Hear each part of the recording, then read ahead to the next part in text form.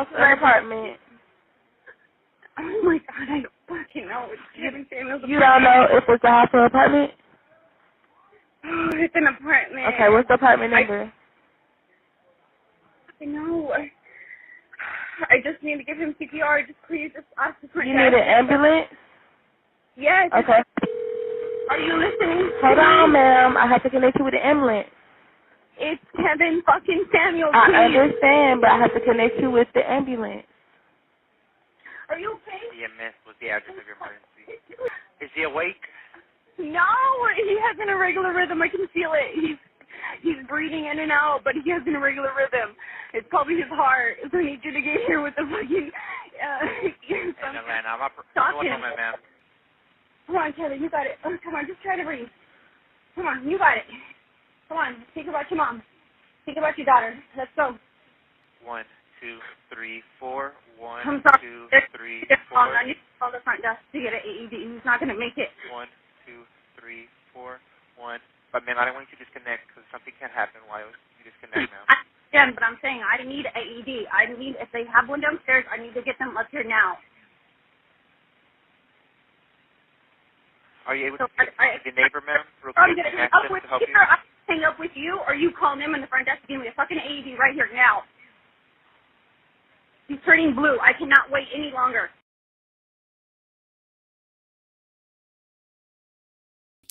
Was Kevin Samuel's death a setup? That's what I want us to talk about in today's talk. Today, we're going to listen to the 911 clip that was made by the woman that was with him when he died. And I want us to talk about what lessons we can take away from this in our personal lives. So shout out to everybody that's on. Make sure that you leave me a comment below with your name, where you're from. I'll shout you out and show you some love. Today, we're talking about this Kevin Samuels 911 call. Guys, this is pretty disturbing because there's just some things that I have questions about, but maybe I'm off. So I want to get y'all's thoughts on the situation. I really want us to examine what happened. I want us to recap the turn of events. And then I want us to talk about what are some of the personal takeaways that we could have in our lives to try to prevent things like this from happening if possible, or just things that we should know in advance. All right. So for those of y'all that tune in regularly to my channel, shout out to y'all for checking out my free webinar on the 3 keys to financial freedom.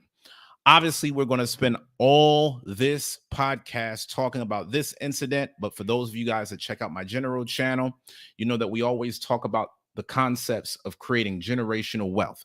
Now, even within this story, there are things that I want to share with and reveal to y'all that people know who are very wealthy. I want to tell you guys about one of the things that I noticed that was different in this 911 call versus how things usually go with people that are in the top 1%.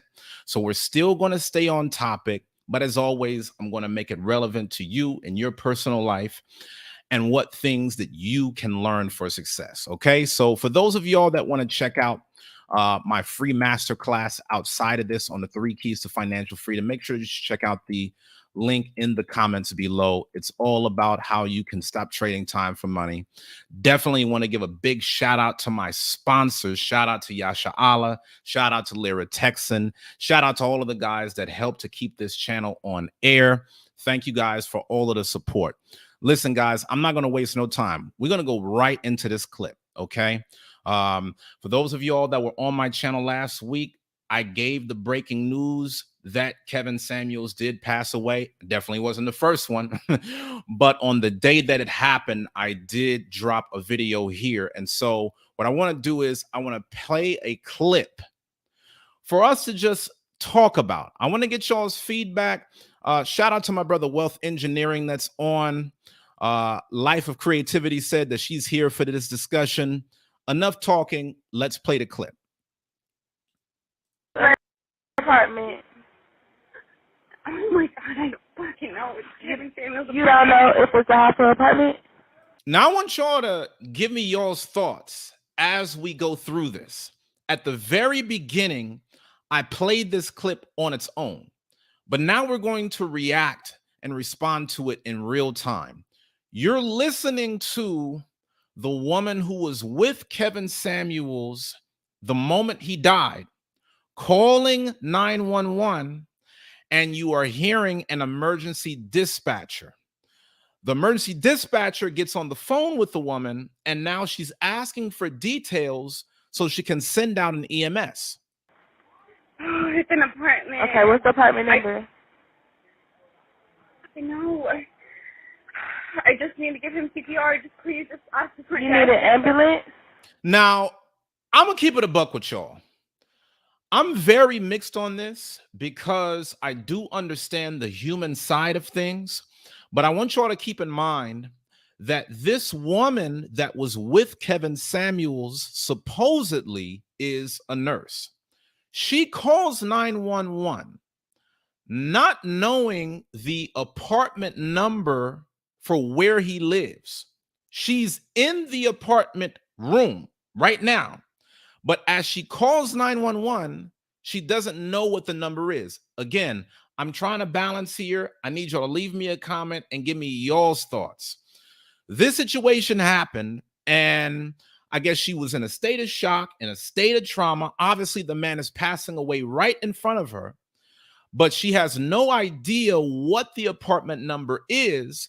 So on the call, she will tell the ambulance, hey, just get here and try to find it out from the front desk.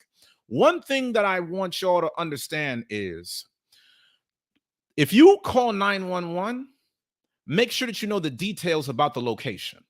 I'm not saying this based upon theory. I'm saying this as someone who has called 911 in the past myself.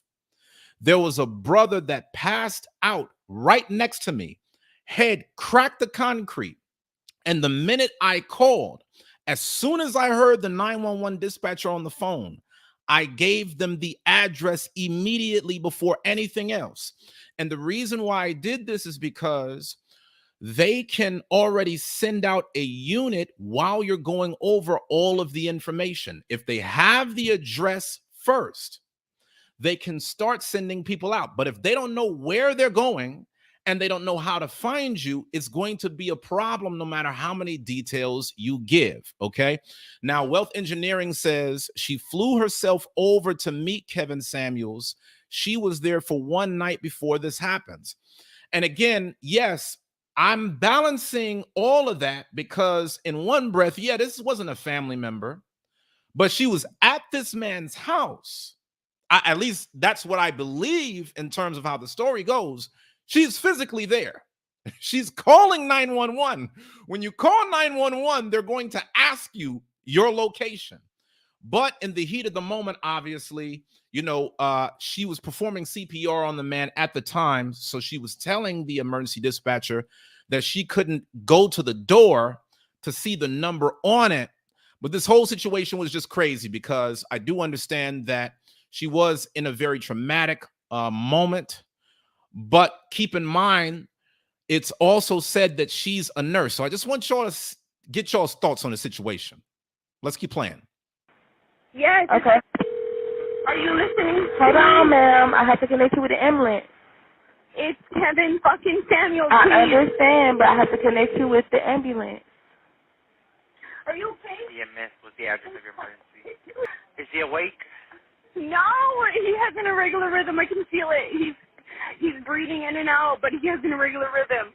It's probably his heart. So I need you to get here with the fucking. In Atlanta. Stop What's him. on, ma'am? Come on, Kevin, you got it. Oh, come on, just try to breathe. Come on, you got it. Come on, think about your mom. Think about your daughter. Let's go. 1, 2, 3, 4. 1, I'm sorry. 2, 3, I 4. need to call the front desk to get an AED. He's not going to make it. 1, 2, 3, 4. 1. But ma'am, I don't want you. I got to stop right here because this was very disturbing. It's hard to hear this, especially given that we all know who is involved in the situation. I hate that the brother in his last moments was hearing this from the woman feeling hopeless. I definitely don't think that that's any way that any one of us want to go out. And I think that's a big part of the reason why it's just so shameful that you got certain people that are out here celebrating and rejoicing in his passing. That's something for a whole nother show we're going to talk about, because people be having effed up character, man. And I just want us to really, again, try to process all of this as it's happening. She's calling 911. She's making it known that he's having irregular breathing. Now, she's speaking with a level of detail as though she is a trained medical professional. But I want to go to the comments real quick, because I want y'all to notice what Boot Soldier 337 just said. Most women I know let family or homegirls know where they are just in case something happens. Now, maybe it could have been that she didn't tell anybody about this because it was supposedly a one-night stand. There's just so many details looming around this thing that's crazy. But all we have to go off of is the 911 call showing that she was in fact there at his address. But one thing that I think is very crazy is that she was physically there, but had no idea what the man's apartment number is. Like, okay, I just want to ask y'all a question. How many times have y'all pulled up to somebody's apartment and they sent you a text saying, I'm in apartment B, I'm in apartment 304? When you walk up to someone's apartment building, you're constantly replaying the number of the room in your mind. Some of y'all done deliveries. Some of y'all done, been up in people's houses.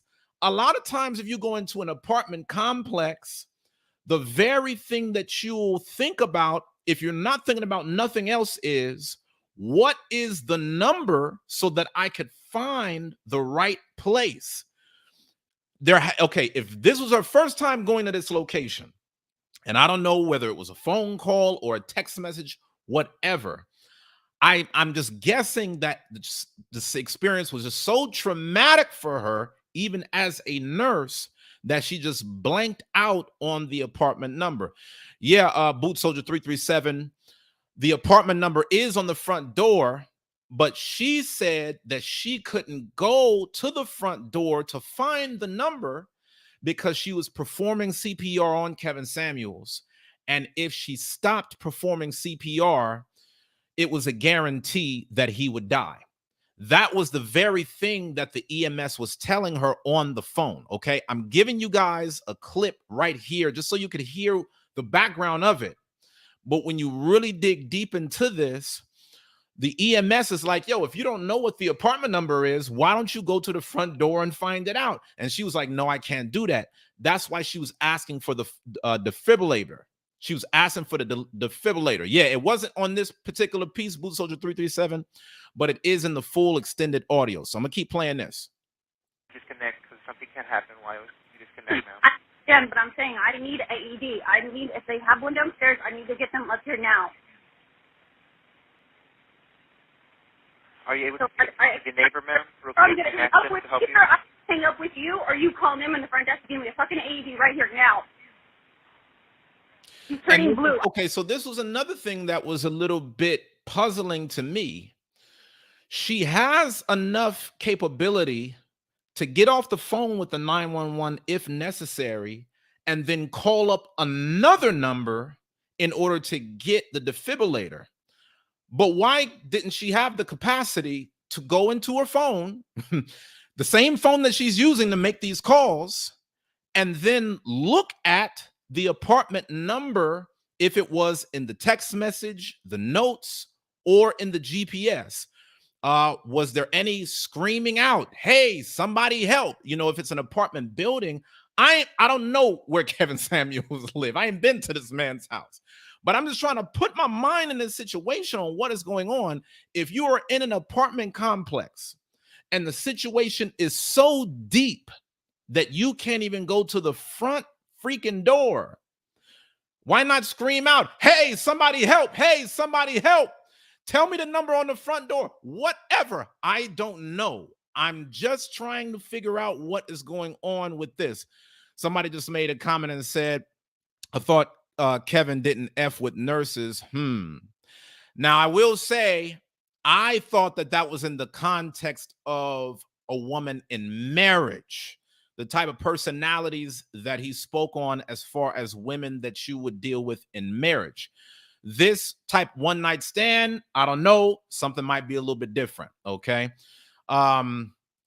Yeah, so Boot Soldier 337 says, so she would have to stop compressions to call other people. Listen, guys, I'm not saying this is a setup.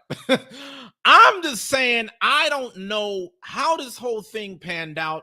The whole situation was very crazy. The brother was just doing a show the night before this happened. And then before you know it, we're hearing a 911 call that's happening hours later, and then everything just goes to dust. I cannot make sense of this thing for the life of me. I want to get y'all's commentary. Do you think that there was foul play in this situation? Yes or no? Do you think that this was a an honest situation that happened? Do you think that this was something where, she was just caught up in the heat of the moment? She didn't know any better. This could happen to anybody. It is what it is. Or do you feel like there was some type of a breakdown and that led to what we're hearing and witnessing right here? Okay. Finish says, I honestly don't think she was strong enough to perform compressions properly. And that's crazy, especially considering the fact that she is supposedly a nurse. Ian Jackson says, do you guys think he was killed? Just saying, Black men who have tried to help repair parts of our community usually have targets on their back. And that's one of the things that I wanted to talk about tonight. Kevin Samuels, he was making a lot of money, man. And with as much attention that he was getting in the media, there were certain things that maybe he could have gotten. Maybe he didn't. Maybe he did. I don't know. But we're going to talk about this. One of the first things that came to mind, and I said this the first time that I released the news of his passing, was that I always wanted the man to have a bodyguard. Not because it was to emasculate him, not because he couldn't defend himself. I knew he was trained in combat. But with the amount of people that had it out for him, when you're on these levels, you really need a lot of protection, man, especially if you're trying to get your message out over a long period of time. Life of Creativity says, I think a review on foul play is necessary or an investigation is needed. Yeah, it's so ironic, Creative, because TMZ was the one that released the 911, but they dropped the ball heavy on putting this news out there. Like, TMZ did not release anything on what was going on with Kevin Samuels until a cool 24 hours after the man passed away. I had all these people blowing up my chat saying, it's not official until TMZ. It's not official until TMZ. It's not official until TMZ. Meanwhile, I'm watching people that know the man personally, very involved with his family, getting on social media saying, yo, dude passed away. NBC even went on air saying Kevin Samuels passed away. I don't know what TMZ was doing. There's a certain questions that are still not resolved in my mind, and I'm just trying to get y'all's thoughts as I figure it out. Again, let me make my position clear. I'm not insensitive to the fact that if someone is dying right in front of you, it could put you in a very traumatized state where you're not able to think clearly. This very well could have been just, something that was a real genuine problem. But I don't understand how, okay, she's a nurse. She's making the call to 911. Anybody that calls 911 knows you're going to have to report information. Maybe there was a lot of things going on at once. That's clear. I just don't know, y'all. I'm trying to figure this out. I cannot wait any longer.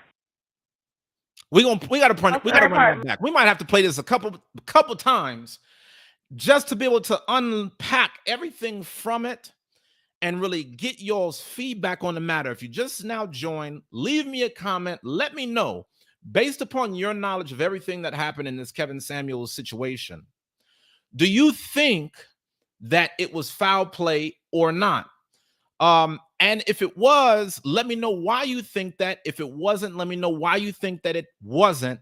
When TMZ released this audio clip, they said that for anybody that thought that it was foul play going on, the audio should be able to clear it all up, because you would hear the trauma in the woman's voice. And she clearly sounds distressed.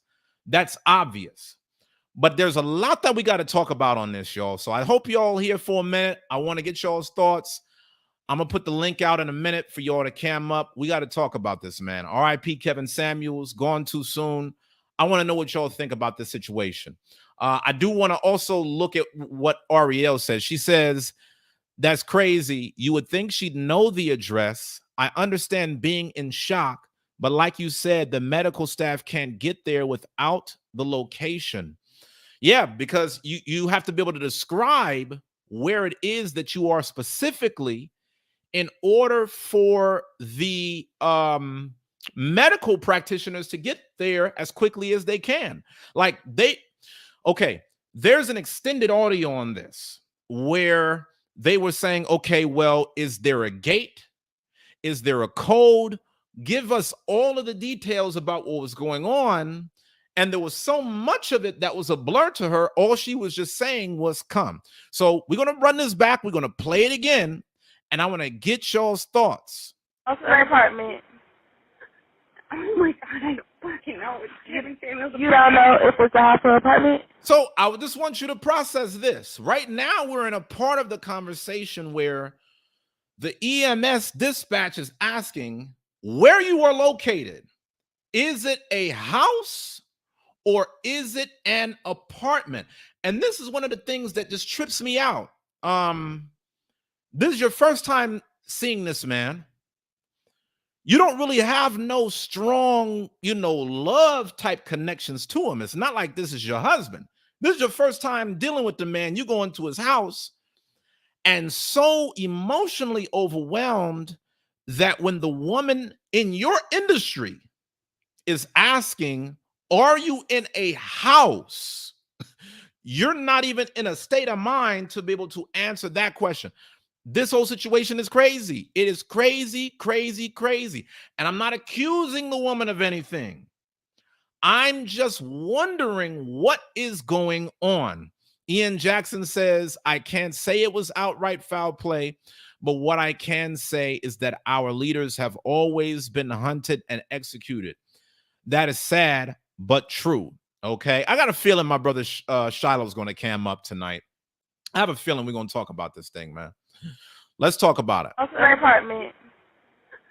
Oh my God, I don't fucking know. It's Kevin Samuels' You don't know if it's a hospital apartment? Oh, it's an apartment. Okay, what's the apartment number? I know. Like, there's a lot of time that's being lost right in between this exchange. And that's the reason why I'm telling y'all, I don't work for any kind of medical corporation. I'm not a doctor. I'm not a nurse. I'm not an EMS. I'm not nothing. But I know when you call 911, and I want y'all to hear this good, learn from this situation. When you call 911, already have the address before they load you up with a lot of BS. As soon as you hear that phone line open, you're telling them the address that's already getting keyed in. They're sending police. They're sending, an ambulance, whoever they got to send. they can send off the address and then gather the details later. There was so much time that was lost in this exchange before anybody was even sent out. And it's a tragedy, man. It's a tragedy. I'm passionate about the situation. One, because I hate to see the loss of a life in general. But wow, for it to be such a prominent figure and this be the out, definitely a tragedy. I just need to give him CPR. Just please, just ask for You need an ambulance? Yes. Okay. Are you listening? Hold on, ma'am. I have to connect you with the ambulance. It's Kevin fucking Samuel. I understand, but I have to connect you with the ambulance. And again, okay, so if she's a nurse, doesn't she know the protocol? Is there some type of secret protocol that you can bypass being a celebrity when you call 911? If she knows what time it is, being that this is a part of her profession, it to me, it just seems off, bro. like something just seem off. Like, don't y'all feel like something is just off? Okay, I'm gonna tell y'all something, man. I'm gonna keep it a buck with y'all. My mother-in-law is a nurse, and I've watched her maneuver through certain emergency situations to where she's getting from point A to point B a lot quicker than any regular person would. She already knows how things are going to go. She knows exactly what to say. She's going to step right into the situation. And my mother-in-law is in her 60s. We're talking about a woman that's very young. And I guess she was just so overcome by her emotions that whatever medical training, at least in terms of speaking on the line, went out the window. We weren't physically there. We don't know what kind of CPR training she was performing in real time. But in terms of this conversation, man, this was a tragedy, bro. This was a tragedy if I ever seen one. I'm going to keep playing. Are you okay? EMS was the address of your emergency. Is he awake? No, he has an irregular rhythm. I can feel it. He's breathing in and out, but he has an irregular rhythm. It's probably his heart. So I need you to get here with the fucking. Stop him. Come on, Kevin, you got it. Yeah, and it's like, okay, I'm not a nurse, right? I'm looking at the spirit bomb. The spirit bomb says she a nurse. She should be calm and used to this pressure. Now, again, there might have been different factors, y'all. Let's keep it a buck. You go to Kevin Samuels on a one-night stand.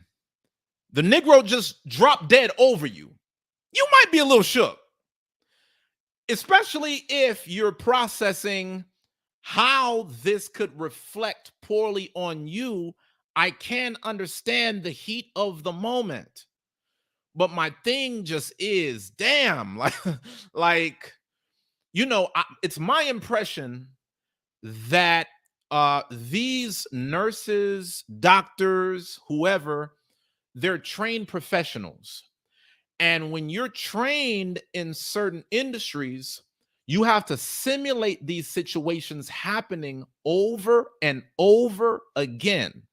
If you're a pilot, you have to simulate what happens before you get on a real plane. You have to simulate, okay, if we find turbulence, push this button, make this announcement, kick this into this gear. It was as though a lot of the formal training went out the window. And you couldn't tell the difference between this being a regular nurse and just any random person off the street. That's just my thoughts. I'm going to keep playing. Oh, come on, just try to breathe. Come on, you got it. Come on, think about your mom. Think about your daughter. Let's go. 1, 2, 3, 4. 1, I'm sorry. 2. Now, I will acknowledge that comment that she made there.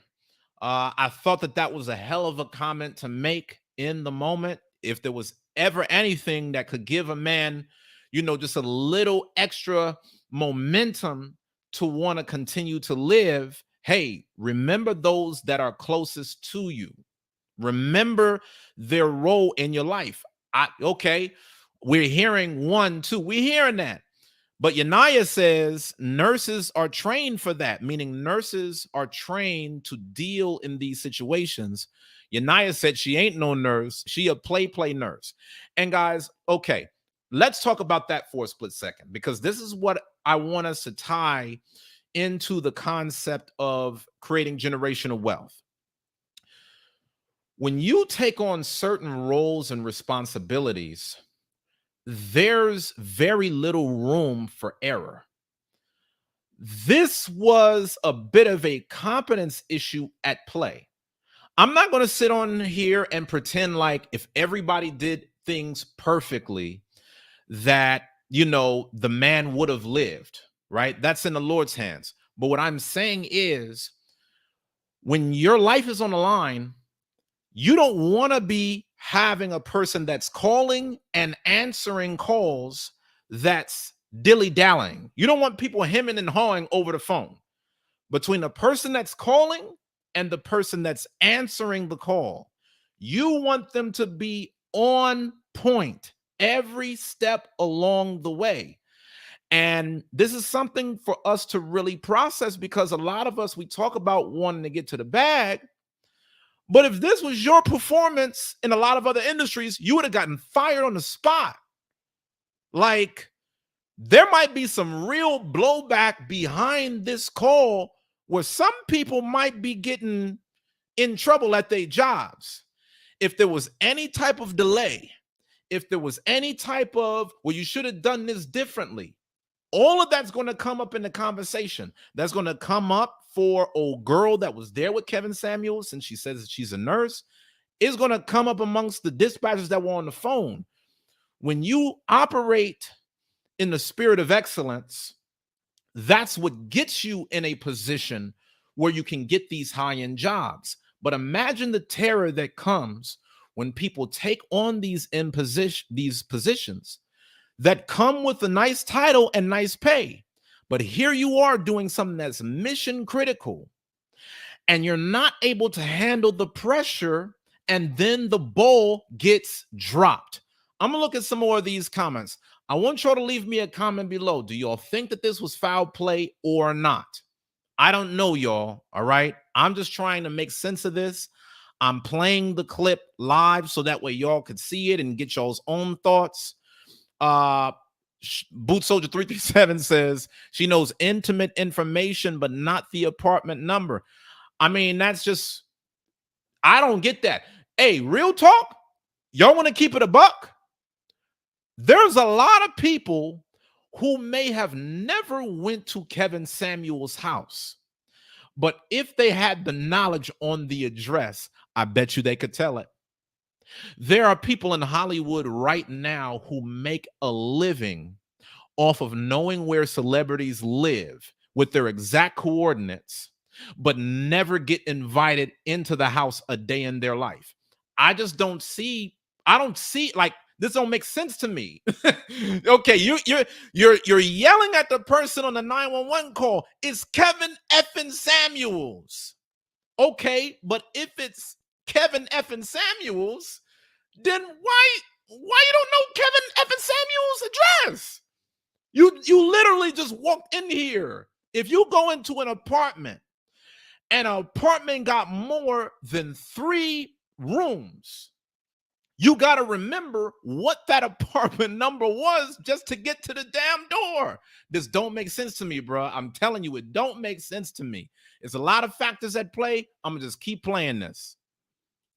2, 3, 4. I need to call the front desk to get an AED. He's not going to make it. 1, 2, 3, 4, 1. But ma'am, I don't want you to disconnect because something can happen while you disconnect now. I understand, but I'm saying I need an AED. If they have one downstairs, I need to get them up here now. Yeah,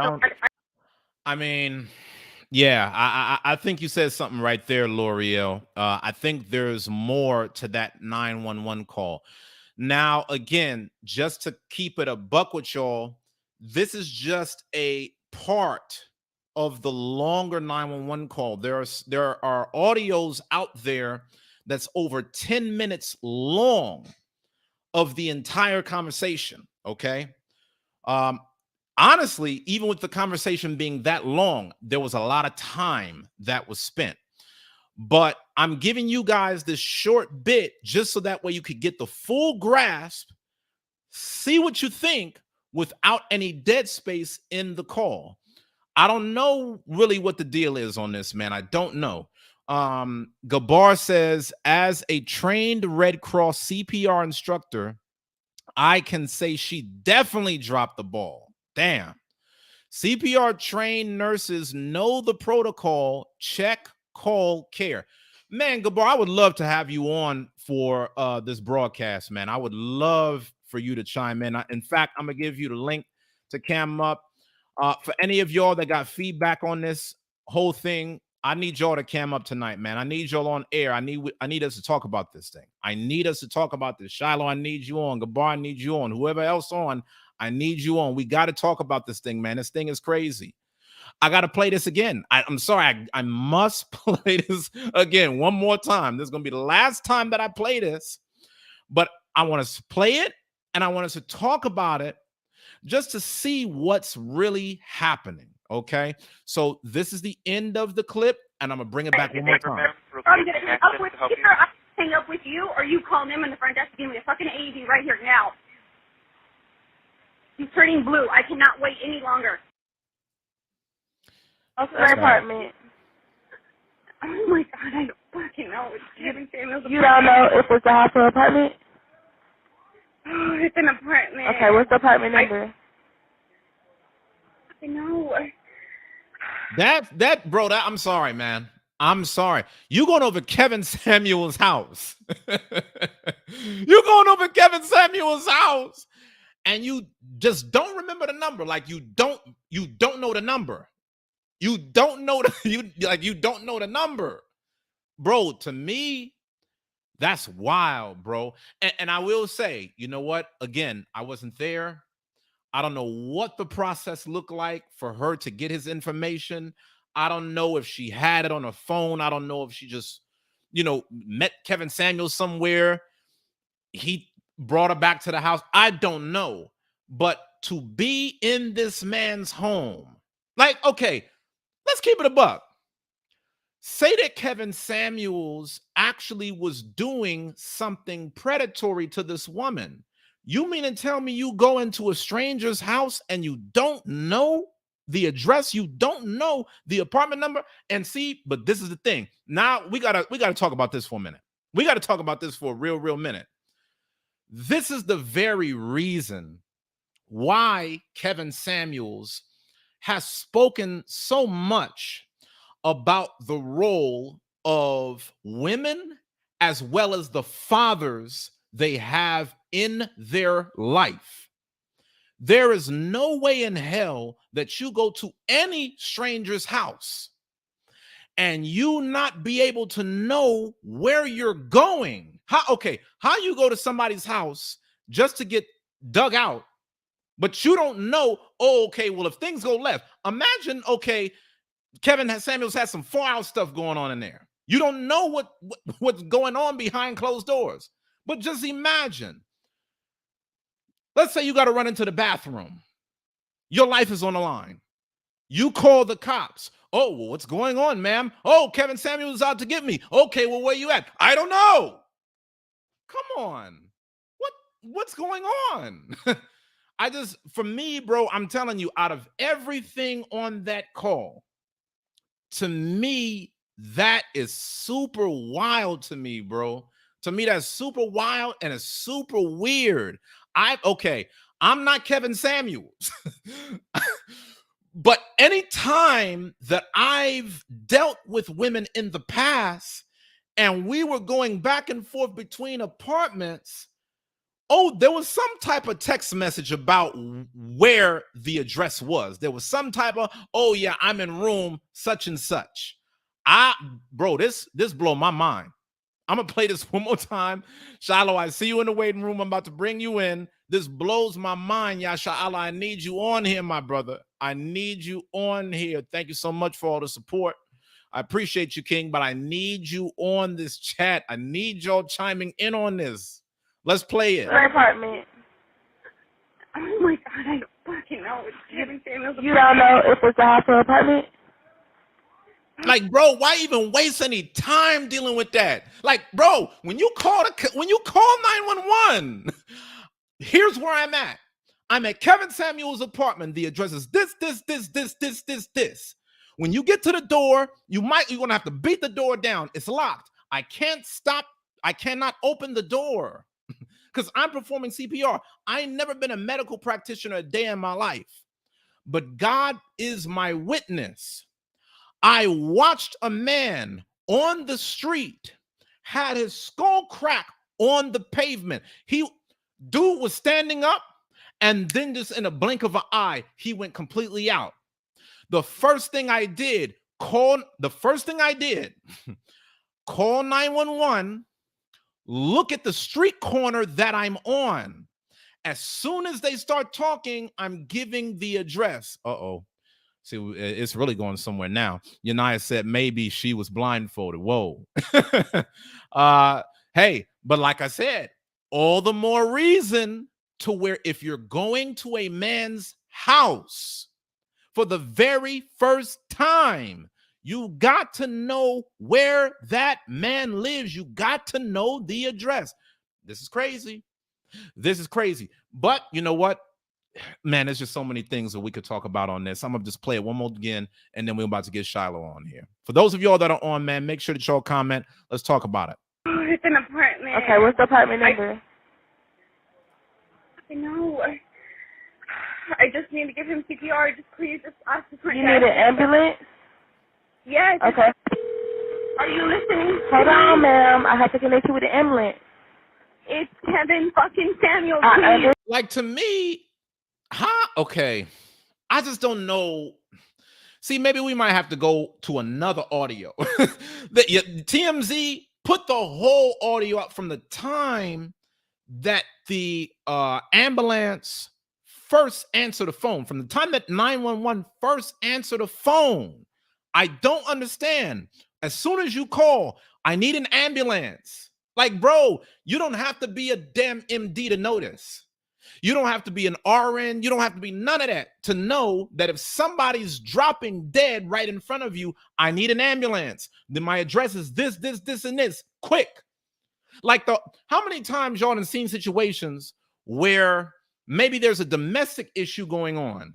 You don't have 10 minutes to explain your problem on the phone. You're supposed to be in a position to be able to explain the issue fully in 30 seconds or less. You stay on the phone any longer than 30 seconds, that might be the difference between you getting got or not. So I don't know, bro. I don't know how this fell apart. I understand, but I have to connect you with the ambulance. Are you okay? EMS was the address of your emergency. Is he awake? No, he has an irregular rhythm. I can feel it. He's breathing in and out, but he has an irregular rhythm. It's probably his heart. So I need you to get here with the fucking... And okay, so Mayshar said this as well. She said the dispatcher seemed real disinterested as well. And I think that there's going to be some blowback on that. Maybe I'm wrong. I think it's going to be some blowback. I think there's going to be damage control done by, whatever medical organization. But you don't have Kevin Samuel's life on the line and then just be like, oh, yes, so how can I help? Oh, thank you, ma'am. Yes, so please hold. No. You got a high profile celebrity that's on his last leg and you just kind of like lackadaisy. Nah. Hey, somebody gonna have to be the fall guy for this. That's just my thoughts. Somebody's going to have to be the fall guy for this. And I'm gonna tell you one thing, it's gonna get messy, man. It's gonna get real messy. I wouldn't be surprised if there was lawsuits. I wouldn't be surprised if certain content creators, God forbid myself, they try to start canceling people even for airing this out and talking about it, because somebody got to pay. Like, somebody going to have to answer for this. And I just don't know who it's going to be, but somebody going to have to answer for this. Now, man. Come on, Kevin, you got it. Oh, come on, just try to breathe. Come on, you got it. Come on, think about your mom. Think about your daughter. Let's go. 1, 2, 3, 4. 1, I'm sorry. 2, 3, 4. call the front desk to get an AED. He's not going to make it. 1, 2, 3, 4, 1. And that's okay. Yeah, I mean, the whole situation is just kind of wild to me. And again, like I said, man, you know, I wasn't there. You only get so much from the audio. But my thing is this: if the situation was so dire that you can't even deal with 911, you got to deal with the front desk, right? Well, what made her decide not to deal with the front desk up front? What, like, I just don't get it, man. I just don't get it. There's so many questions. I don't get it. That part right there, I got to bring that part back specifically to wrap my mind around it. Oh, okay. All right. So maybe this is good right here. I like what Kadash just said. I'm going on a limb and say she might have been drinking prior to. Okay, cool. I could get with that. You know, you invite somebody to your spot. And again, this is Kevin Samuels. This is not for you good church going folks. So I know, you know, don't put your mind there too much. But you know, when these people, they engage in their worldly affairs and going up to men's homes where they don't even know where the apartment number is to where they live, it's very plausible that before it went to this stage of the situation, you know, there was drinks to be had, you know, people was getting relaxed. Yeah, her guard might have been down a little bit, but this is just wild. I'm just telling you, it's crazy, bro. It's crazy. And again, this is the reason why there's so much content online about women and the fathers that they have. Because again, ladies, when you go to a man's house and you don't even know this man, I wouldn't get so intoxicated that I don't know where I am. I mean, this is all off top. Couldn't be none of my daughters meeting up with no man for a one-night stand. I don't give a damn how famous he is. But you're going to a man's house, don't know where he lives, and now you're so inebriated that it's hard for you to really be clear in your words. Problems after problems after problems. But Ariel said it a little bit earlier. She said, hey, you know, when people be living their life and doing certain things come with it. 3, 4, 1. But man, I don't want you to disconnect because something can happen while you disconnect now. Yeah, but I'm saying I need an AED. If they have one downstairs, I need to get them up here now. Are you able to get the neighbor, ma'am, real quick, I'm going to and hang ask up them with to help you, you? or I hang up with you, or you call them in the front desk and give me a fucking AED right here now. Man, I'm turning blue. I cannot wait any longer. I mean, okay, so even within this, right? And again, I know hindsight is always 2020. If she had the ability to hang up with 911, then call the front desk, why not patch them in on three-way so they could be the ones talking to the EMS? Clearly, you don't know what the hell you're doing. You don't even know where you at. Why not patch in the front desk who you're already saying that you're going to call and be like, yo, Kevin Samuels is dying. What? I'm here in a room with him. What's his number? I got the 911 on the line right now. There's so much to me about this that just does not make sense. And Big Hombre said something right here. Doesn't even sound like she was performing CPR. She should be damn near out of breath. CPR is a lot of work. Facts, bro. Big facts. Big facts. you ain't CPR nobody and just having a regular conversation on the phone. You ain't yelling at nobody after just letting go all that breath. Again, there's a lot going on. I'm gonna open up the lines for y'all to cam up. We got my man Boot Soldier in the house. Shout out to Boot Soldier 337. What you got on this, King? Hey, shalom. A lot of humbuggery. Yeah, that's how you feel. That's how you feel. Well, I mean, it's a lot to it's a lot of unknown. There's a lot of unknowns, but within the things that we do know, with her profession, there's a lot of things that definitely should have been handled better. With her being able to say it's Kevin F. and Samuels, that means that she knows how big of a deal this man is. So to me, in my mind, you can't tell me that it wouldn't be as big of a deal in your mind to know where this man stayed, you know, or to know the address, or to know the essential things that the 911 caller or dispatcher would need to know.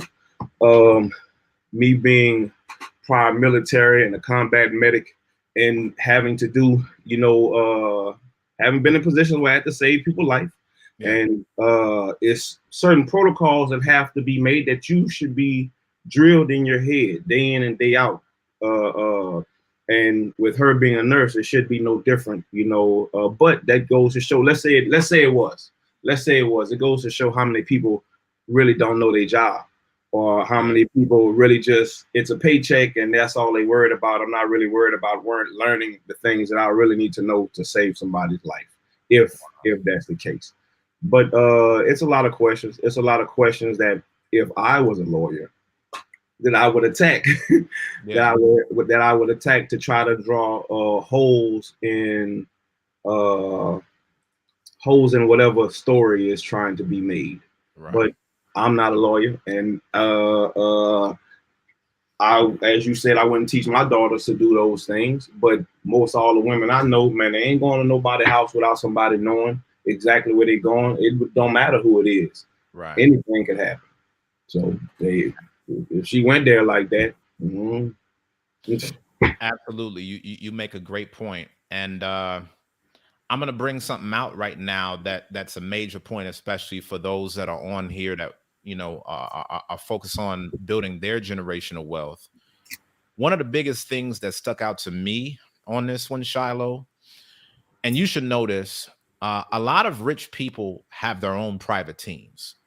What I mean by that is the top 1%, a lot of them have what's called concierge doctors.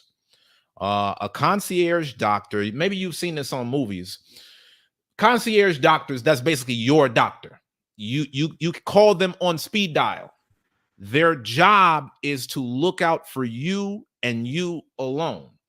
One of the things that I think is very important for us as a culture, and this goes well beyond Kevin Samuels, you know, there will be our people that make all of this money, but then when we rise to certain levels of fame and wealth, we may not even spend the money on the things that other people would typically use in order to keep themselves protected, i.e. a bodyguard, i.e. a concierge doctor. Like, there's a lot of people that are high profile that would not even have their team calling 911 during a situation like this. And you know what? This, strangely, it reminds me of Floyd Mayweather, because Floyd Mayweather, he said that whenever he would lie with a woman, he would always use a condom, because there was just certain things that he knew that he couldn't get caught up in when dealing with, you know, different women as a higher profile celebrity. I felt like Kevin Samuels, he was really in a space where he had so much stardom behind his name that it was really time to start elevating into saying, okay, you know what, we need this, we need this, we need this, there's this protection. I mean, we was on YouTube talking about protect Kevin Samuels. The whole manosphere was putting out content saying protect Kevin Samuels, you know. And I'm not saying this against him, but what I'm saying is, when we talk about growing in our career paths and creating generational wealth, when we start getting money on certain levels, you know, we may want to consider having certain things, especially if we're going to be in the public eye. If we're going to be a big target, you know, and everybody knows us, these are things that we really might want to have. So I want to get your thoughts on that, Shiloh. What you think about everything I just said right there? I think is very plausible and very needed in that case. Within, another thing to think about is within these 1%, a lot of, I'm not into all the newfangled contraptions, but a lot of the 1% are homes filled with cameras everywhere. Right. Kevin Samuels already had cameras already in his home. So now the question would be, was there a security system that was on to protect himself that he could have used to protect himself in certain situations. Like this. Against, there's been many situations where women have claimed foul play, and there was none, but the only thing that could have saved the person was the camera system that was set up to show that certain things was consensual or certain things didn't happen the way that they said it happened. Yeah. So that would be another question for me to look into. Somebody had said, just like Michael Jackson had his doctor, but even his doctor got partially blamed or used as the scapegoat in his situation. So like you said, somebody's got to take the blame for it. When you get that type of money, normally that is the thing. Security guards, if not for you, for your family. If you're not worried about yourself, you should be worried about your family for the most part. Right. I know I'm not making money like that, but if I was, I would definitely think of my children, because I know that would be somewhere or something somebody could get at me with, was around my children. So a security guard would be needed. The hate that Kevin Samuels got, a doctor would be needed, because those things you can't trust. Like I want to say Sister May Shaw was the one said about the dispatcher. But once she said it was Kevin S. Samuels, if this was one of those women who had hatred towards Kevin Samuels, then why would she, show any kind of enthusiasm to get the job done when she could be like, well, just let him go. We've been wanting him to go anyway. Let him go. So being put in certain situations like that, yes, the concierge would definitely be something to look into. A personal doctor, or having the circle that he talked about a lot, the network. These are things that you should have in your network. Lawyers, doctors on not on call, but ready and available to do. And I'm pretty sure with him being within one of, I don't know the Greek organization he was in, I see everywhere that when these people, that network is pretty tight to where they have those different lawyers, doctors, to where all I need to know is you part of the organization, and we will handle this in a certain way. Absolutely. I want to speak on this concierge doctors piece for a moment, because this could hopefully one day end up saving somebody's life. As I said a little bit earlier, a lot of wealthy people, they don't call 911 whenever something hits the fan. A lot of times they have their own private teams in place to get them urgent attention. One of the things that you noticed from this call is that there was not enough urgent attention and action to help save the man's life.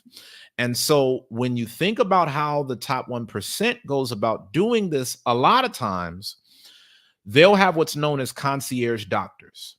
Concierge doctors are private doctors, top quality, that are on speed dial for specific people, that can make house calls. They can help out remotely anytime from anywhere. Now, this is one of the reasons why the top 1% gets concierge doctors, because rather than messing around with 911 on the phone, concierge doctors actually engage with you through a video call. So imagine how the situation could have played out if there was a FaceTime with Kevin Samuels and the private doctor and the nurse, and the concierge doctor says, hey, you know what? I know what's been going on with Kevin Samuels. I mean, a lot of people, they have been talking about all the Red Bulls that Kevin Samuels was drinking, with the concierge doctor. And again, I'm not saying that this would have changed anything. I'm just giving it to you guys as gems. When you have a concierge doctor, their job is to know you like the back of their hand. A concierge doctor would have already known that Kevin Samuels had Red Bulls with, drinks, and they would have known his lifestyle better than any of us. And their job would have been to already work through a custom remedy plan for him to say, hey, if this ever happens, then do this. Now, the thing is, he very well could have had that, but she coming into his life for one day might not have known this. These are all things that we need to extract for ourselves. Guys, what I'm saying, and I'm tying it back to this podcast, is there really need to be certain milestones that you achieve in your life financially, that once you reach these milestones, you start putting yourself in a different space of opportunities beyond what the average person can get. For example, I've spoken to you guys in the past about how if you make $10,000 a month in income, you really are at a point where you should consider hiring a chef, not to be up in your house 24 hours a day. But if you're making that type of money, for the time that you spend making all of your meals, that's getting in the way of your business. That's why you tend to notice a lot of times. See, I know, and it's funny that I got Shiloh on as I'm talking this talk, because y'all, those of y'all that know Shiloh, this part ain't his talk, but it's important. You know, when you when you reach certain milestones financially, there's certain things that you need to have, not to come across as fancy, but to actually help sustain the empire that you've built. A lot of people, they don't have assistants just because they want to sound bougie. They have assistants because they're working in a certain capacity to where they cannot do life all of themselves. Like when you look at somebody like Kim Kardashian, for example, Kim Kardashian has almost 20 personal assistants. When you get on certain profiles, it ain't even you managing your life anymore. I don't know how many of y'all know this, but see, the reason why I think that this is important to bring out is because we always talk about, you know, rising in your career and getting to the money, but we never talk about, okay, once you're there, what are some of the things that you need to have that the people that have been there for a while already knows comes with the territory? What comes second nature? So again, just as a primary example, you know, if you make 6 figures a year and you got a job that provides Medicare and good benefits, you shouldn't always go to the most jam-packed hospital in your area. You should already know, hey, you might want to go to an urgent care. There's just certain things that when you have access to certain benefits, you're afforded a lifestyle that could put you in different positions. And again, I'm not saying this critical of Kevin Samuels or the situation that happened. I'm just giving this as game to y'all as we reflect upon this. Unfortunately, Kevin Samuels was already in a very bad situation before 911 was even called. But if you have the money and the means to do it, you don't want to be in a situation. And you know what we will always say as Black people too, Shiloh? We would always say, man, if you Black and you call the cops, they ain't coming for you. They ain't coming for you fast. So if you know all of these things, you want to make sure that as you rise and ascend to new levels, you set aside some money to start putting some things in place, whether it be a bodyguard, whether it be, you know, certain teams, certain vetting. You know, like you'll read stories about all these different celebrities that it's not them dealing with a lot of people directly. They got a whole team and an entourage of people that you got to speak to this person, and they got to background check you and all kind of stuff, man. But that's just my thoughts. What you got on that, Shiloh? No, I agree. You know, with a lot of the things that Kevin Samuels will talk about as far as high value or men with money, the options that's allotted to you. And that's part of the options that are allotted to you, is having things like a concierge or a security guard or security team or some type of network that's set up around you to take care of certain things that you're not able to do on a regular basis for yourself. You see it in movies. And movies is imitation of life a lot of times, with mob people, this and that. They will not go to a regular doctor. They will have those people on the payroll set up just for that. Like you said, the concierge or a doctor in that case would have known, okay, this is the medicines Kevin is on. Right. Which the ambulance or the doctors at the hospital would need to know before they try to pump her with anything. These are questions that they're going to ask, that the nurse would know that they're going to ask. Yeah. Is he allergic to anything? We need to know whatever the ins and outs are. We Yeah. need to know this before I give him this. That could in turn push the fatality, or push to increase his chances of a fatality in this Mhm. case. But yeah, it's a lot of speculation Yeah. around these things, the same way as it was around Malcolm X or Martin Luther King and their passing. The speculations that can be had and pulled out of thin air here and there. There's not enough information outside of what we're knowing right now. And I'm pretty sure this is the first 911 call. Like you said, it's a longer call. Um, and all those intricate things would have to be examined. The how she knew him, all that, would have to be examined to make a really informed decision. So there's going to be a lot of speculation going on. But um, I know if I had the money like that, it would definitely be things that I would be doing. A doctor, so I wouldn't have to go to a regular hospital, would definitely be one, that Right. I would have on call or ready for me. Um, I'm pretty sure they have a doctor circle that does that and knows of those type of people. And the higher up you go, the more you know. The more your foot gets in the door and you rub elbows, as they say, with certain people to Yeah. learn these different things. And the key a lot of times for people who have money is they want to keep their money intact. They don't want certain things to come in to mess up the flow or the stride, as certain people are saying that they're hitting. So these things would be things that our people who are trying to uh, get from the level of medium income housing to Yeah. the upper echelon of the economic system to think about. Okay, Yeah. it's not just getting to the bag, as they say. Okay, you're gonna have, once you get to that bag, you have to get dig in that bag and and give it to where it needs to go to make sure. Oh man, lost you real quick. Lost you real quick. Yeah, Uh and keep yourself up going and up to date. Absolutely. Yeah, that's it. Absolutely.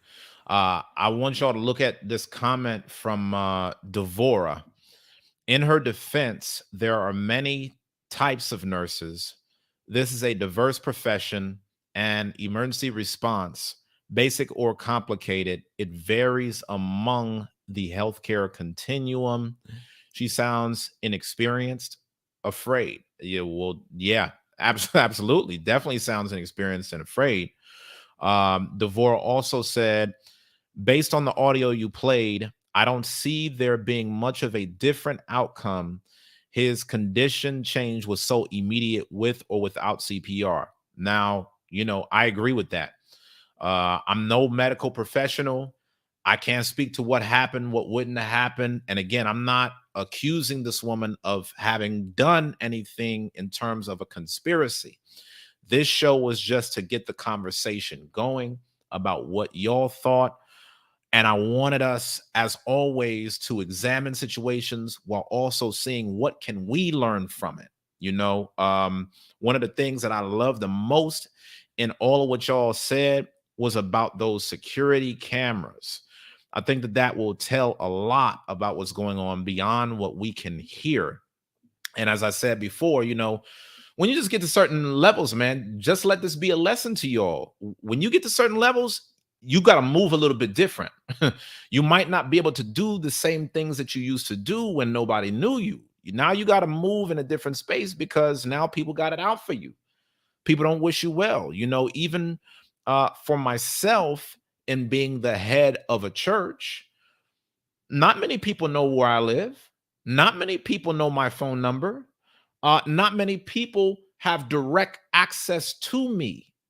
So I don't create a lot of scenarios to where, oh, okay, well, people are coming in and out of my house. If there is somebody, hey, somebody else got to be there as a witness. I don't want to create different scenarios where people will just be able to pop in your house and say, oh, this man did this to me, and there's nobody there to testify as a witness. There are a lot of things that we got to have on par, man. And you know what? A lot of times we always think about the success. We always think about the success. We think about the money. We think about the goals, but we don't think about the level of work that it takes to really be able to uphold that life and stay protected within it. I've been hearing talks about Michael Jackson, Kevin Samuels. You become a target.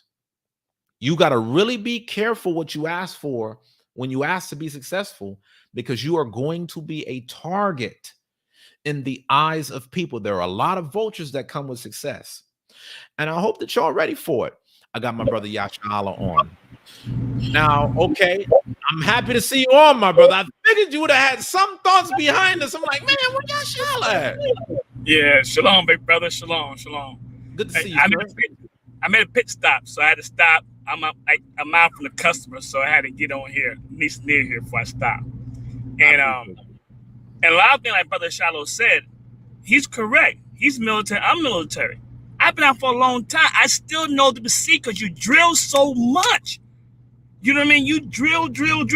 I've been out since 1984. It's still here. Somebody lost their arm. You see things blow up in your face. You see people get shot. You got to react because you train so much. It's there. Yes.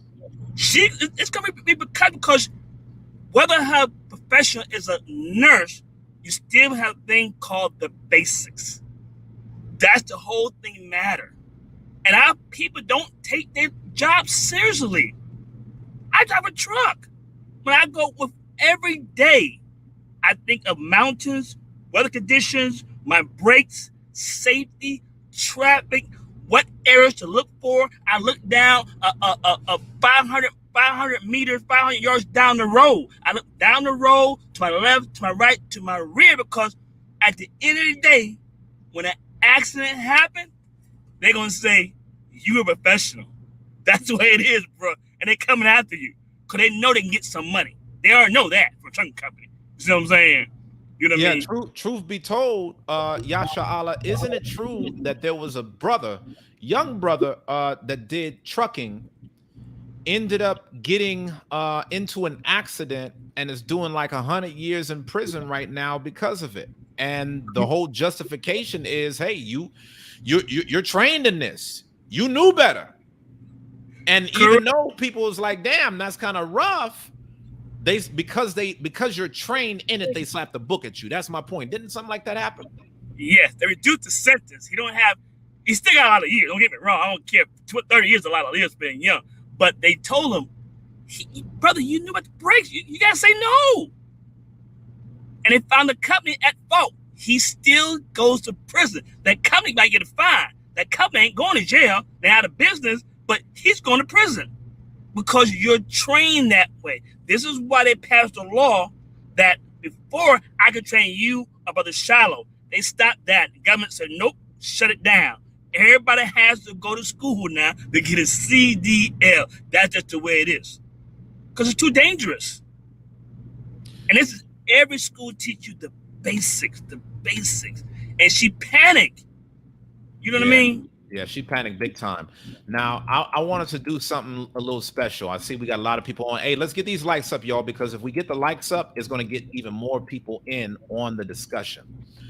I saw a comment from L'Oreal Drayden. L'Oreal says, I want to hear the whole call. Here's what I'm going to do for y'all. I wasn't planning on doing this, but because of the fact that there's so much talk behind this phone call, I'm going to put the extended version up right now for us all to listen to. And we're going to talk about it in real time. For those of y'all that want to talk about this in real time, cam up right now. Because for everybody that's on camera right now, you're going to see our reactions in real time to the audio, and we're all going to give our feedback. Yashala or Shiloh, as you listen to this full version, just put your hand in the air to let me know if you got a comment on it in real time. We'll pause it and then we'll talk about it. All right. So listen, y'all, let's check this out. Let's check this out. This is the full version of the audio clip. To the emergency. Please, I really need some help. Okay. Hello, ma'am. Take a deep breath. And what's the address that you're at? I'm not sure. Give me 1 second. Okay. Okay, give me 1 second. I'm just trying to get some. Oh my God. Hold on. Okay. You need to come to. It's the residence. It's please just come past. It's Kevin. I just don't know. Like, there's just okay. You called 911. This is what's killing me, brothers. Help it make sense to me. You called 911. They didn't call you. So when you call 911 and they want to ask questions, you gotta be able to know something. You gotta be able to know you gotta be able to know something. You have to say something. Damn, you ain't got it on your phone, nothing. Go ahead, Yashal. I hear you. Real quick, I can understand a little bit because I wasn't there. I can assume carnally that who made a joke about it? He go and come at the same time. Maybe with that situation there, I can't tell. You know what I mean? Yeah. And that would shock anybody if that happened to you at that moment. You know what I mean? Hey, man, I'm giving y'all the most extended audio clip that I found on the topic. You know, if they come for your boy, just make sure that y'all support me for that lawyer money. I didn't have no parts of this. I'm just giving the information out to y'all. Make sure that y'all let me know what y'all think on the whole situation. Shiloh, you got something. What's up? Yeah, okay. Well, the thought even, will go, first of all, it sounds like she's walking around, as the first and foremost thing. So with the sound like she's walking around, then you had enough time to walk your butt to the door and see what the address was. You should already know the protocol once again of what's going to be asked, And one of the main keys is, where are you? If you know in your mind that you're going to need an ambulance, you need an address and a place for the ambulance to come to. For Kevin F. and Samuels, as she keeps saying. Right. So, and leading up to her calling 911, it's only speculation, but once again, it doesn't sound like she's doing chest compressions yet. So you had to think through, okay, I see something's happening to the point to where I may have to call 911. Now the adjustments of the scenario need to be ran. Okay, A, B, C, and D. This is what they're going to need. Like later on, she's going to say she needs the defibrillator. Okay, right. Apparently it's some type of training kicking in to say that I know I need this, that, and the other. So to say that it's missing a lot of, it has holes in it. It has holes in it. So which will bring about questions. Should bring about questions from anybody, whether it was foul play or not. It'll still bring about people questioning what happened, especially you claiming you're a nurse, since that's one of the big things that's being harped on. Like Yashala has said, the basic in nurse training is CPR and the things that you do surrounding that CPR. It was basic in the military for a combat veteran to know these things. That is the basic that everybody has to go through. Now, the Most High, He is the author of life and death, and like the sister said, it doesn't matter if there was somebody who was seemed to be more knowledgeable and more apt to that job that she should have been, that he would have survived this situation. Because none of us was there to actually see. We're only going off of what she so say is saying. We couldn't see if he was turning blue. We couldn't see. She had enough knowledge to know he had an irregular heartbeat. And different things. So it's still a lot, you know, and but that's just from what I can hear so far. Yeah, absolutely. Somebody just asked a question, and I need to put this on the screen. Man, y'all got me on my job tonight. Y'all got me on my job tonight. I had just been I put this together quick tonight for y'all because it's breaking news. But somebody asked, have they said or do we know if she was under the influence of anything at the time? I'm going to show y'all this screenshot of what was floating around on social media before the audio clip went out. All right, y'all check this out. This is what was floating around about her on social media before the audio clip came out. And we're going to go back to the audio in just a second, but I'm just trying to give you all of the details as I know it, so we could try to come to some understanding on this. Okay, it says on May 5th, 2002, Officer J. Figueroa, unit number 2205, responded to a call at 297 East Paces Ferry Northeast Apartment 1605. Okay, now this is what tripped me out again, and maybe it's just me, Shiloh Yasha'Allah. You go to a man's house. The apartment building is big enough to where you're in the 1600s of it. In order for you to know how to get to that room, you gotta constantly be saying, okay, I'm looking for 1605, 1605. Y'all know how it is when you go into an apartment complex. Okay, I'm on the 1500 floor. I'm on the 1600 floor. Okay, 1601 and 1603 is on this side. 1602 and 1604 is on this side. What helps you navigate is constantly saying the name of the apartment over and over. But for the life of me, she didn't see that. It says, apartment 1605 regarding a person injured. Upon arrival, Officer J. Figueroa observed the fire department engine number 21 performing CPR to a black male unresponsive on the floor of his apartment. I then met Miss Hortensia Alcantara, who identified the male as Mr. Kelvin Samuels. Miss Alcantara stated that she met Mr. Samuels last night, came to his apartment, and spent the night with him. Miss Alcantara also said that early morning, Mr. Samuels complained of chest pain, and she attempted to help him, but he fell on top of her and proceeded to notify 911. I ain't even going to talk about what they was doing for him to fall on top of her.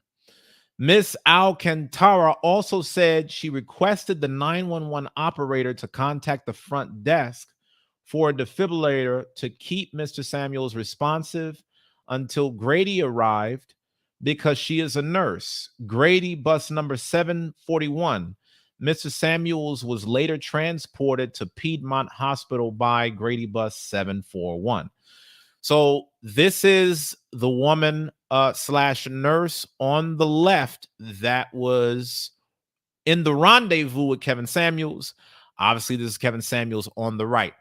I don't know, what truth is behind this message. Again, for any of y'all that try to come for me and throw me under the bus legally, I was the one on the 911 call. I didn't call 911. I'm just a YouTuber putting this content out as I get it. I'm not accusing this woman of any criminal activity. All information presented on this podcast is purely entertainment. This is no legal advice or medical advice by any means. Now that I got this disclaimer out the way, we got to get back to the video. Let's get back to the video now. The audio. Let's get back to the audio. If y'all had something y'all was going to throw in there before we did the audio, put your hand up because I can see y'all now. Okay, Shiloh, I see you. What you got, brother? All right, with all what you just said, it just brings me back to whether you are, since you're talking about it to say, what can we learn from this situation? You know, whether you're at the top or at the bottom, it shows that not to become complacent. You need to run scenarios. You have to run scenarios in your house, whether you're by yourself or with your family. You need to run these. That's what fire drills. They do these things at school. You have to run these scenarios to protect yourself and to become, like you said, it to be second nature. You know, man, everybody should know CPR. Everybody should know CPR, whether you're rich, poor, you know, top, bottom, you should know these things. If you have children, do you know how to do the Heimlich just in case they get to choking, these things? What is, if somebody break into your house, what is exit strategies? All of these are scenarios that should be ran in and out, and you should not wait till you become a high value person or a person with money to start trying to think about, okay, how do I protect myself in these situations? Yes, the money would allot you more advanced things to help you in the protection of yourself and your family, but these are things that you should already be doing at you know, just as a man, my personal opinion, just as a man who has a house, a family, you need is certain things that you need to know. This goes into a woman saying that she wants a man who can protect and provide. These are part of the protection and the provision for the household and for you. You know, right. So you know, don't let the chase cause you to become complacent, that you forget about the things that's right under your nose. The snake can bite you right under your nose. It's right there hidden in the grass, and it could be something just as simple as you did not tell your children that if somebody come through the back door, if somebody come through the front door, I need y'all to run through the back door. You know, right. So that way you're not in harm's way. Little things. Right. Joseph Valentine said that he thinks that it was a plot. He think that it, and he said that it came from powers much bigger than her. Hey man, we gonna see how this thing play itself out. We're gonna see how this thing plays itself out. Shiloh ain't even gonna let us play the audio. My bad. I also thought about it. No. Hey, for those of y'all that are trying to cam up, because we're gonna talk about it. What you got up for us, Shiloh? It's still within, we're talking about the camera system. Okay. He's in I don't take it he's staying in no rundown apartment complex. You know, so these are things, even if he don't have cameras inside of his apartment itself, the apartment itself should have cameras within the hallways, the outside, so they can go back and investigate to show whether or not the time they arrive, who all may have entered or exited the apartment at what times, and this to corroborate the story. You know, but you shouldn't have to wait till it gets to that point for all those things to happen. And that's what you made a great point there, because that's what kind of tripped me out too. I don't imagine that he's in some run-of-the-mill apartment. I would imagine that the brother is in an upscale apartment complex, like condo style. So in that type of environment, wouldn't there be like police patrolling the premises, constantly going back and forth between the units? You already know you got a high-profile guy that's staying in that building. You already know what time it is. So again, my thing is, if something is going on, you crying out, somebody help, help, help. Nobody in all these other apartment rooms can hear it. There's just so much about this that I just do not understand. But I'm going to go back to playing the audio clip, y'all. It's a hot topic tonight, all right? Make sure that y'all smash that like button. Share it on social media. I want to get as many people on here giving their thoughts about what they think. Was this foul play, yes or no? Let's play the full clip. You need to calm, ma'am. Take a deep breath. 731. What is the street name? It is 297 East Paces Ferry Road, Northeast. Okay, is this a house or apartment? Now, my thing is, she's having to talk to her like she don't know nothing. This is supposed to be a nurse on the phone with the 911 dispatcher, but the 911 dispatcher is trying to get her mind in the space to say, hey, I need you to help me. I need you to get it together. Whatever training, right out the window. Oh my God, I fucking know. You don't know if it's a house or apartment? Oh, it's an apartment. Okay, what's the apartment number? No, I just need to give him CPR. Just please, just ask him for You need an ambulance? Yes. Okay, hold on. Okay, listen, hold on. Let me connect you with the ambulance. Do not hang up.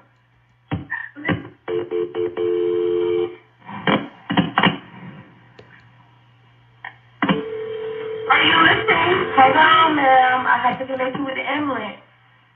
It's Kevin fucking Samuel. I understand, but I have to connect you with the ambulance. Now, my thing is, she should know that. I mean, okay, granted, she's not a 911 dispatcher in being a nurse, but you should know enough to know that there's a protocol. You up here talking to the dispatcher like you don't know that there's a protocol. And my thing is this: if there is like a secret bypass, you should be rattling it off rather than just sounding wild, sounding crazy. Maybe it's just me.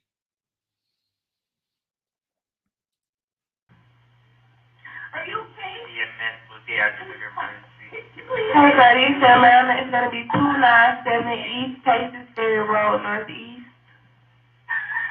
Hello, ma'am. Is this the health department or a business? It's an apartment. Please just direct it. What's the apartment number? I don't know. He just asked the friend, Kevin Samuel.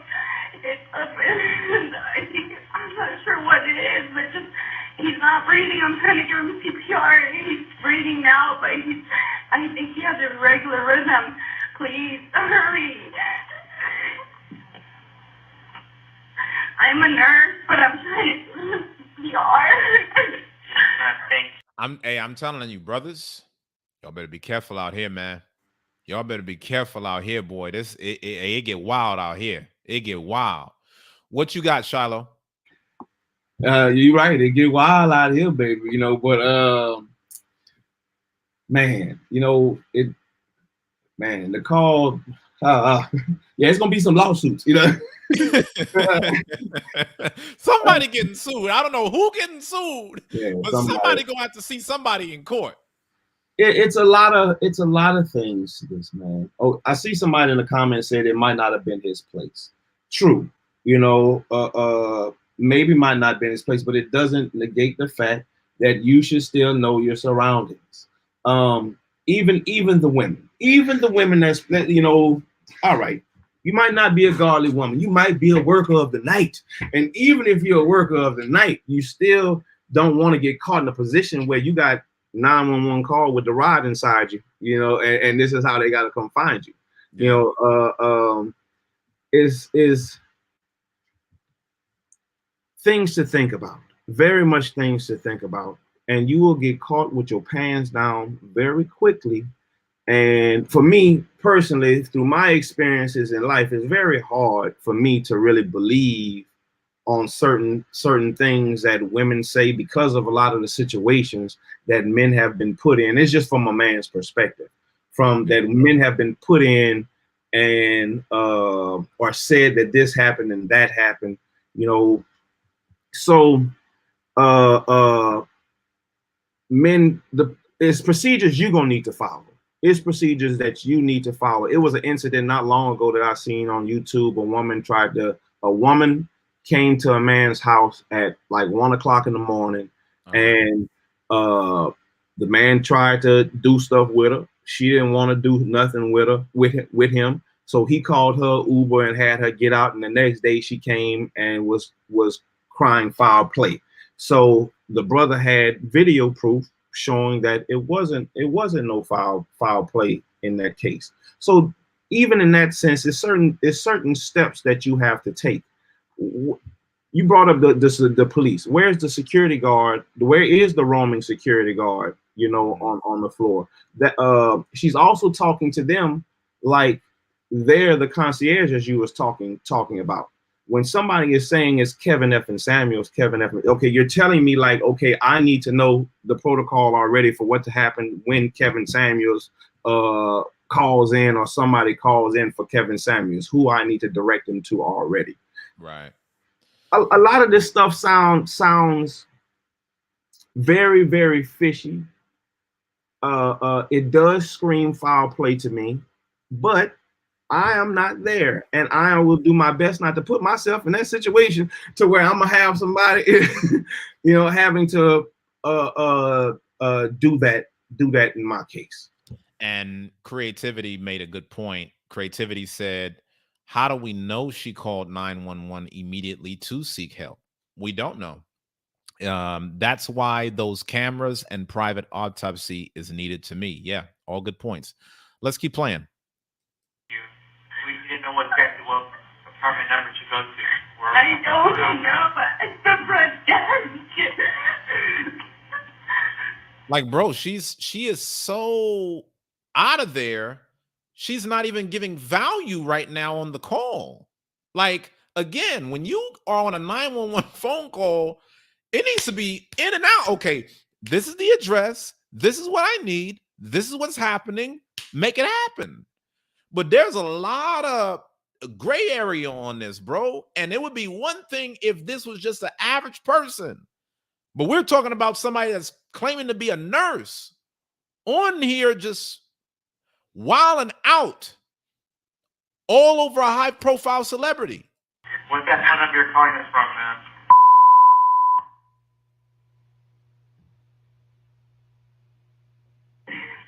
Is he awake? No, he has an irregular rhythm. I can feel it. He's breathing in and out, but he has an irregular rhythm. It's calling his heart. So I need you to get here with the fucking. Man, I'm operator 936. It's requesting fire and heat. All right, I'm about to let Shiloh back on. Before I let you on, Shiloh, make sure that y'all smash this like button so we can get more people on here chiming in. I want to get y'all's commentary, y'all. Do you think that this was foul play? You're hearing live and direct the 911 call that was placed at the time that Kevin Samuels was passing away. I want y'all to listen to the clip, and I want y'all to let me know, based upon your knowledge, was this foul play or not? Share this, like this. We need to have a conversation. We cannot just let brothers go up out of here and there's no conversation from the community on what is going on. Shiloh, what you got? If you listen to what she's saying, she said he was breathing. He's breathing. His breath is going in and out. So at this point that he's breathing, she's not giving chest compressions at this time. Plenty of time to walk to the door. Plenty of time to check for the address, which she still has not done. Which is something key to me. Wow, good point. Go, Yashala, you got something? Yeah, Brother Shiloh said a lot of good things. He's correct. Like, I was a grunt. I don't know what military you was in. Infantryman, soldier. When the guy lost his arm, the first thing we're trained to do automatically is get him on the ground and be still. Tourniquet, stop the bleeding. If we got atropine, shoot me with atropine. And the next word out of our mouth is medic, because that's his job now, because he's more higher than me. You see what I'm saying? Is it still the same? Well, in the Army, it was. I was a track mechanic, but like they say, you're a soldier first. So right. it was a brother who in my unit, in the area that we was in Iraq, between the motor pool and the barracks, it was a staging area for incoming Humvees, Hets, and other traffic. But it was always said that they didn't want vehicles coming through that area because it was always soldiers going back and forth. This brother left the motor pool early, got ran over by a friendly Humvee, and I found him. I found him on the ground on the way back, and immediately the procedures, as you're talking about, came into play. Okay, both his legs was broken. One of his arms was broken. I immediately have to, belt comes off. I need to, if the blood is coming out, I need to tie off where the part where the blood is coming off, tie off whether it's his leg or whatever. Immediately call somebody. We didn't have radios at the time, but I stopped whoever's next, get the medic. I also had to leave him at a point because there was still incoming vehicles coming in. I didn't leave him, but I had to stop doing what I was doing to stop the vehicles coming in so he wouldn't get ran over again by other ones. It's all a procedure. Then keep calm in all the situations to say, okay, I got you. Stay awake. We're here. I'm not leaving your side. until the medics arrive. And once the medics arrive, then they, like you say, can give the further training that they are advanced in more than I am. You know, and if I, as a mechanic, you know, but I did a lot of convoys. So these are things that I was also on a recovery team where these are things that we had to go through over all the time because IED explosions and mortar attacks and all these different things came in on a daily where you had to be ready to, at any given time, to jump into your mode. So the same thing with a nurse, you know, or I would say for somebody who's hollering out, I'm a nurse, I'm a nurse.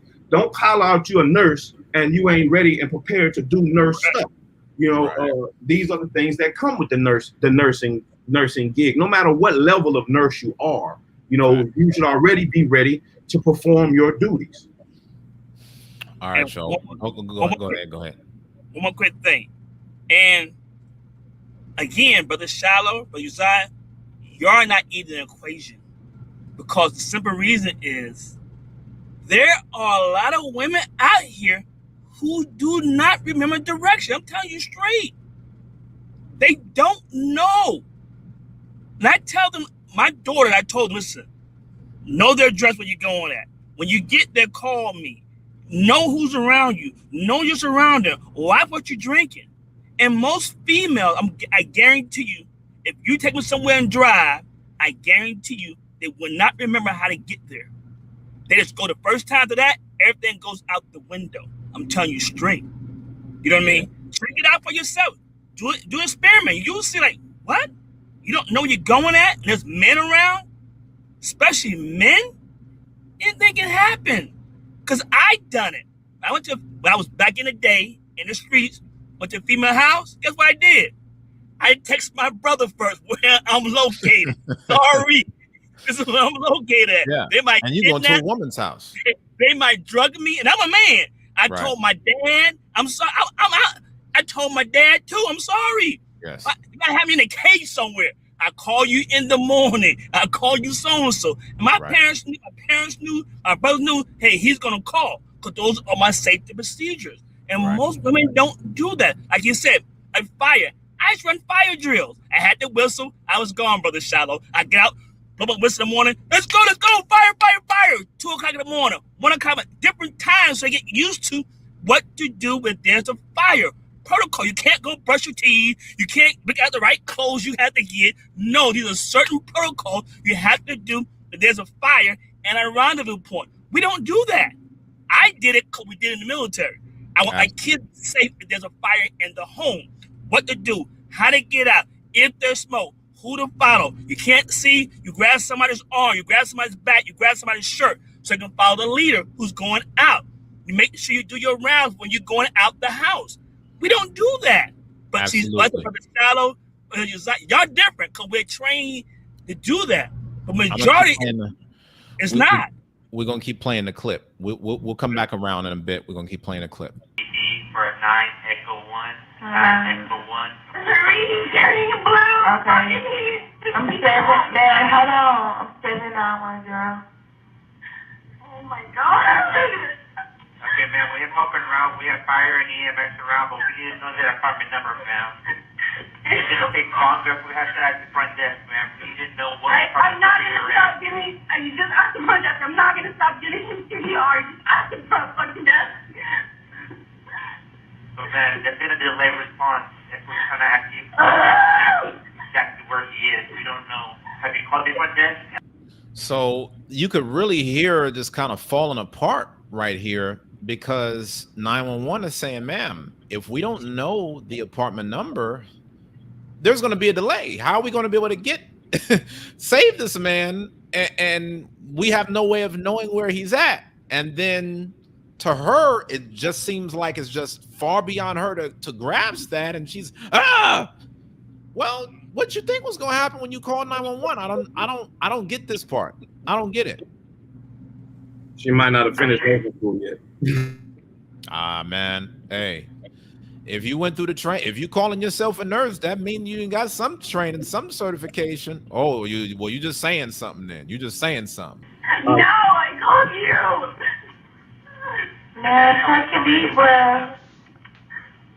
I am taking a deep breath. I'm a fucking nurse. Okay, ma'am, calm down. And could you go to the front door and look at the door number? No, because then I'm stopping to give him CPR. He needs it. Okay, now this is another thing that kind of trips me out to some extent.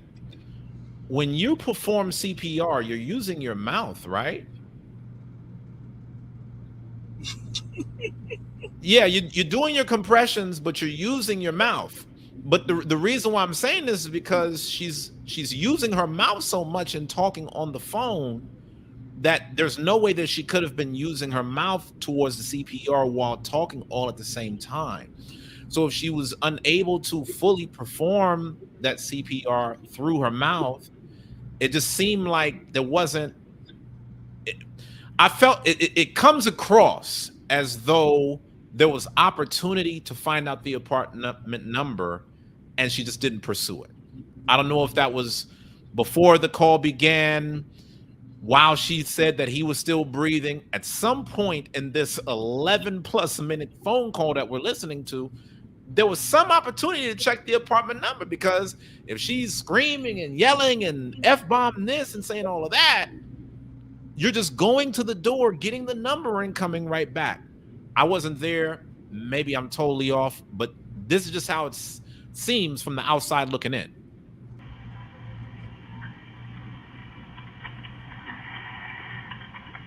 Come on, it's okay. Come on, you got it. Come on, come on. It's okay, take a deep breath. You got it. So, ma'am, right now you're breathing.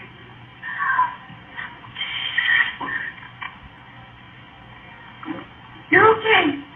Come on, I got you. Don't worry, I got you. Did he start breathing again, ma'am?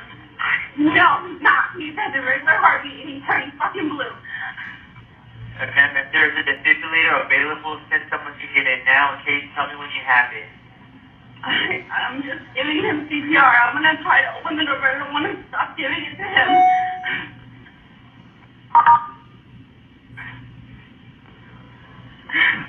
Please quickly go to the door, and while you're at it, leave the door open right for us.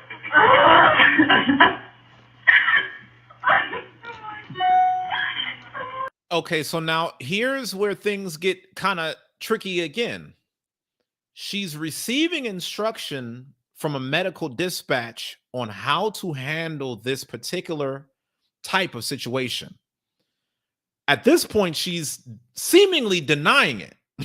She's saying, no, I'm not going to take your advice. I'm a nurse. This is what I'm going to do. If I do this based upon my knowledge, it's going to go like that. And so again, it's like it's messy, because in one breath, we give her credit for, oh, she's inexperienced, she doesn't know what to do. But then in the very next breath, she's telling 911 how she wants the thing to go, because she's a nurse and she knows what needs to happen. To me, it's kind of crazy. It's kind of crazy. You okay? Go ahead, Shala. Yeah, no, she could have been looked at the address, and there's a lot of stuff I want to say. I'm trying to bite my tongue. Direction. The key was direction. She was given direction, but like so many women, they think they know better than the person that's giving you direction. So and somebody else said find the wallet.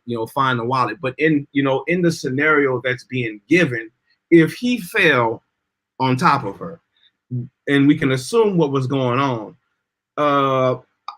it's most likely his wallet isn't near for her to find. She would be rummaging through stuff, and it would take more time for her to find the wallet than it would for her to open the door and see the address, as well to open the door and leave the door open. That should have been the first thing. Apparently, these walls is made out of soundproof padding, to where ain't nobody can hear. I've lived in apartments, upstairs, downstairs, next to somebody, and we always heard all type of stuff, that was going on. And with the amount of noise that's being made, She could have been throwing stuff at the wall, stomping her foot. The hollering should have brought somebody out, you know. And if the door was open, they could have came in to see what was wrong and turned for her to say, okay, what's the apartment number on the door? I can't see it. Get the apartment number. You get. I need you to get the people downstairs or whoever to help do this, to let them know I got incoming 911 people, I got incoming ambulance to come, so that way you can be prepared to show and usher them up to where they need to be, so that way it can facilitate what things are going on. To me, these are the things that I understand. It's not all nurses, but when a nurse is performing her duties in high stressful environments, these things have to be facilitated so that way you can know where to go. We need this stat, we need that stat, I need you here, I need you to bring this, I need for you to, all these things need to be happening in order for the say plan of action that you have in your mind to say, if this happens, this is supposed to happen like this and like that, for it all to fall into place. Yeah, I want to look at a couple comments real quick so y'all could gather y'all's thoughts. Ariel says, years ago, a friend was bleeding out in the bathroom. After surgery, her blood didn't clot properly. While holding a towel to keep blood from rushing out, I could still talk with a clear head to 911. Yeah, hey, man, that's why I got Ariel on the team, man. Shout out to Ariel. And Ariel said, and I'm a regular person. Okay. Now here Ray go. Or maybe there wasn't foul play and he died like all people do, just maybe. I mean, are any of us saying, oh, you know what, this is a great grand conspiracy, we know with actual proof that this was the case? No, we're not saying that at all, right? We're all of us have been saying, I don't know when you got on the podcast, we were all saying, hey, even if this phone call would have happened properly, that may not have been able to stop this man from losing his life. The only thing that we are doing is listening to the audio, since it's out there for the world to hear, and forming an opinion based upon that. Shout out to L'Oreal. L'Oreal says, I'm glad the whole audio is being played. Ray X says, it's always you MF conspiracy theorists. No one is prepared for this. No one is prepared for death. I mean, we got two military brothers that are on the panel right now that talked about being prepared for people's death all the time. In military, you prepare for death around the clock. And again, okay, guys, let's strike a balance here. We're not saying every woman should already be of the mind that if you find yourself at a one-night stand, if a person has to end up dropping dead on you in the midst of y'all getting it in, you're supposed to know how to perform the role of an open heart surgeon. Nobody is saying that. I think what we are saying is that based upon what we can hear with the information presented, it seems as though if this woman is a nurse, some of the training that is expected of nurses has gone out the window. There's no clear distinction between, okay, in every industry, right? You have practitioners within the field who know how to talk a certain talk that makes them far more superior than that of an average person. When I was working in the IT industry in corporate America, you can just take a bum off the street and know how to talk the same way I could talk to IT professionals about how to get a computer working. What I'm saying is, this is like somebody coming into my industry as an IT professional. The computer is broke, but you're talking no different than somebody that don't know nothing about a damn computer at all, and the computer got to get fixed. No, if this is your training, if you went to school for this, someone certified you to know how to troubleshoot a computer. Not saying that the computer is going to be the best computer since sliced bread, but damn, you got to sound like you know something. What we're saying is, in hearing this audio, it may have not changed anything. That's clear. But there was a clear breakdown in the conversation by virtue of the fact that you don't know where you are. You don't know the room number where this man lives. And that's what opens up the door for speculation. Go ahead, Shiloh. All right, to add on to what you're saying to the Mr. Ray. All right, it's also the conversation that wants to be had, so that way, what can we learn from this? How can we in our lives take what is going on, make adjustments, so that way these certain things don't happen to us, regular people?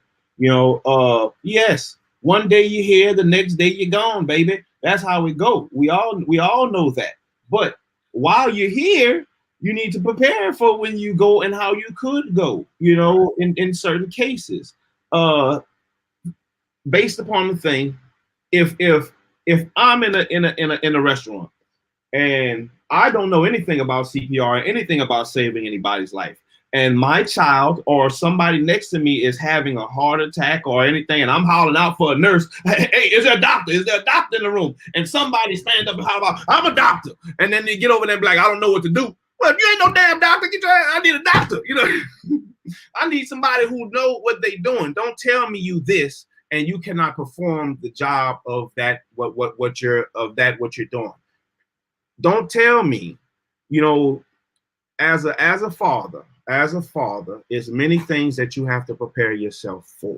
As Yashala said, he wouldn't be teaching his daughters this. I wouldn't teach my daughter certain things. I wouldn't teach my son certain things, but maybe you different. Hey, you could teach him what you want to teach him, but let's take this and use it to our advantage. What else can we teach our children that we may not have thought about before? Let's help our brothers and sisters to better ourselves. Sisters, stop putting yourself in situations like this where it's a one-night stand where you might have to be in this. This is something you need to think about now. You need to think about now that when you, at any point in time, since one day you're here, the next day you're gone, you got that whop, you got that wet, guess what? You might kill him. You might you might kill somebody with it. So if that's the idea, then you need to prepare yourself for what comes when that happens. Hey, you speaking real talk, man. If my sound effects was working right now, I definitely had a round of applause going for you. Yeah, hey, the brother's talking, man.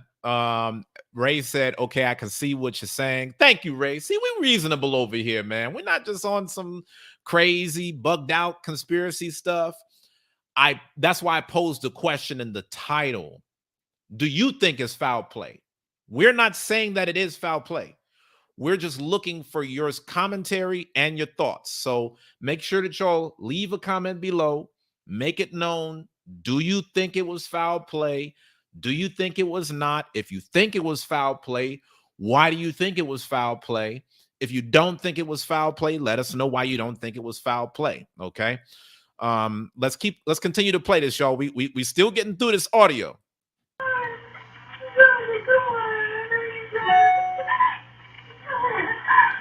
This is a Hip Hop Inquirer exclusive. Making sure to see Buckhead Atlanta. Is that correct? The apartment in Buckhead Atlanta.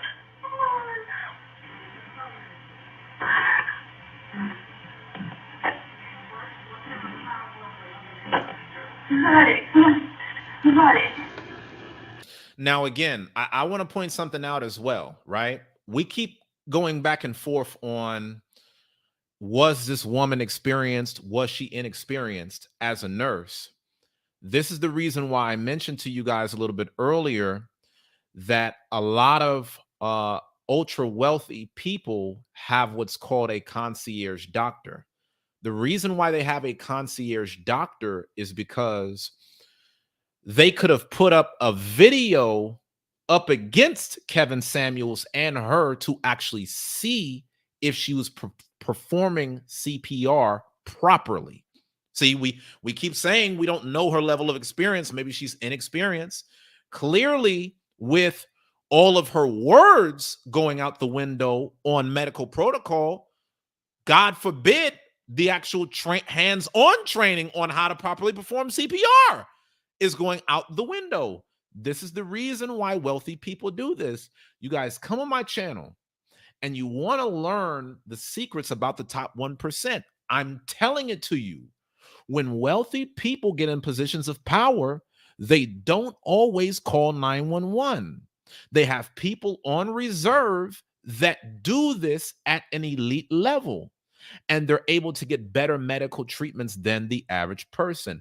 If you happen to be someone who ends up rising to that level, this is one of the things that you should consider.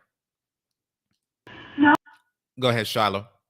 I was gonna get to if we or anybody can say, somebody said that there's something right there, something. Keisha Charles, she said, shaking my head, this is too much to digest, something is missing. If that's easy to say, if we can tell by her state of talk that she is not thinking correctly, or say she's not thinking correctly in her nursing background, that she should know this and that, then this is where the concierge that you're talking about would play very much of a great part in, because it's many things that she could be missing on him, within the situation. She's claiming, somebody asked, did she say purple or blue? The colors that a person is turning, or the different things, are very pertinent information that needs to be known to troubleshoot what needs to be done, now or later, within the situation. So it's a lot of stuff that's missing. It's a lot of stuff that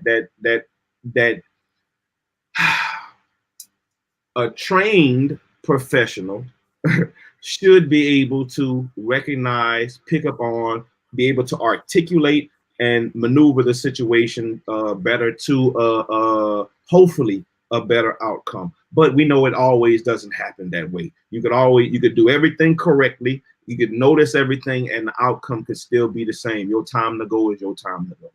Absolutely. I'm gonna keep playing. It's fine. Okay. Is anybody else there with you, ma'am? No.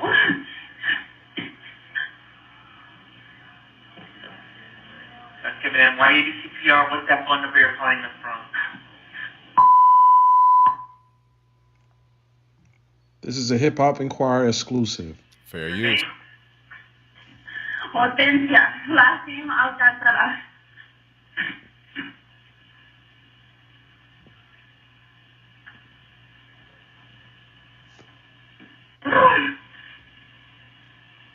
I mean, there's just a lot of dead space.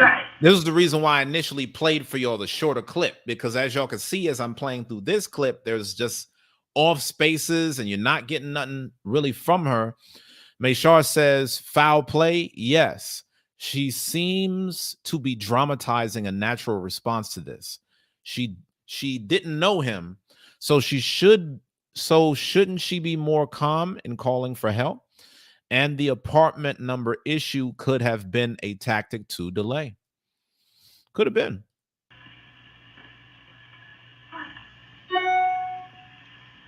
So y'all see, more. I'm playing the clip right now. I'm gonna come and get him CPR.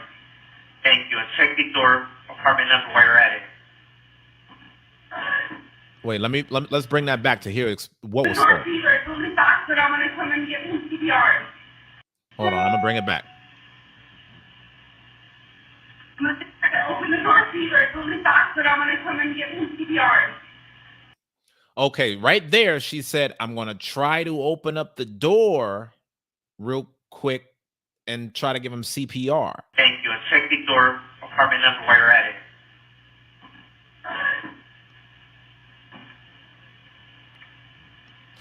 So now with her saying that right there, it shouldn't be any more apartment number issue beyond this point. Let's listen for that.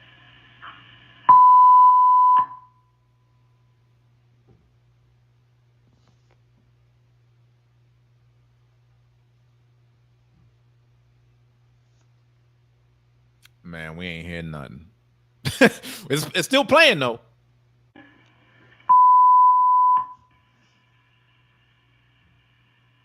Come on, Kelly, you got it. Come on, just try to breathe. Come on, you got it. Come on, think about your mom. Think about your daughter. Let's go.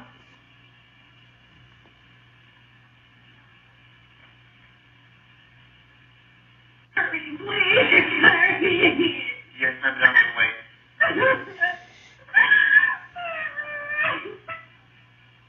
Well, the fire department and the ambulance are on their way her as quickly as possible. She's in CPR, ma'am.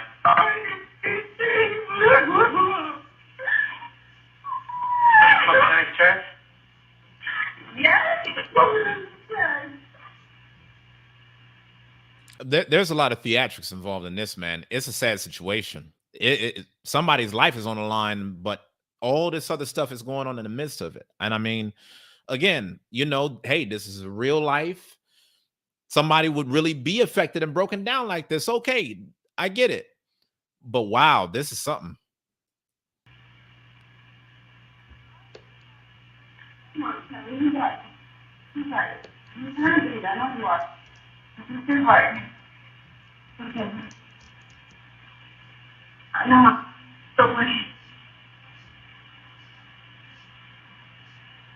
And Mr. Pinkett, do you know if this is a gate code or a door code? I don't know. This is my first day here. That's fine, that's fine. Please. Okay. But see, okay, I felt like right here, emotions are overriding logic. You just got to this man's apartment. If you don't know if there's a gate code or a door code, did you not pass by a door with a code on it? Did you not pass by a gate with a code on it? I mean, Shiloh, what you got on this, man? I don't know. I can't make sense of this, bro. It's beyond me. I don't know the whole, you know, I can't say this is the most I really followed this, you know, what I'm listening to right now. You know, little stuff I hear in and out, you know, off of YouTube or whatever. But if apparently, from what I do know, they had met prior, and they had to go back to his place. So from meeting to go back to his place, then you should know all that because you're walking with him in every door that he goes through. You know, you might not know the code itself, but you would know if it's a gate code, he had to press it to get in, or he had to show his card. You would know if it's a door code, he had to press it to get in. All these things are, you know, unless you're that that lit, you know, to where you ain't, you know, you didn't recognize anything. But even saying that to me is giving her too much leeway because you ain't too lit to be calling 911 if, you know, if you was too lit to remember the numbers on the door or the place that you came into. Yeah. Security.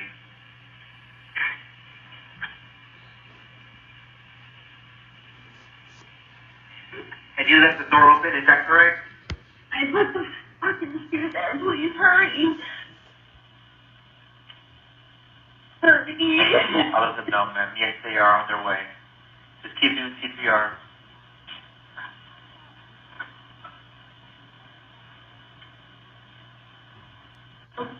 No.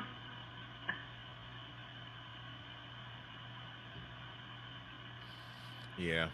I mean, And my thing is, you know, again, through the phone call, you don't really know what's happening on the CPR. There's not even a discussion that I'm hearing as far as the person on the 911 dispatch asking, well, hey, how's the CPR going? What are you doing? You know what I mean? It just seems as though they're taking her word for it and kind of going from there.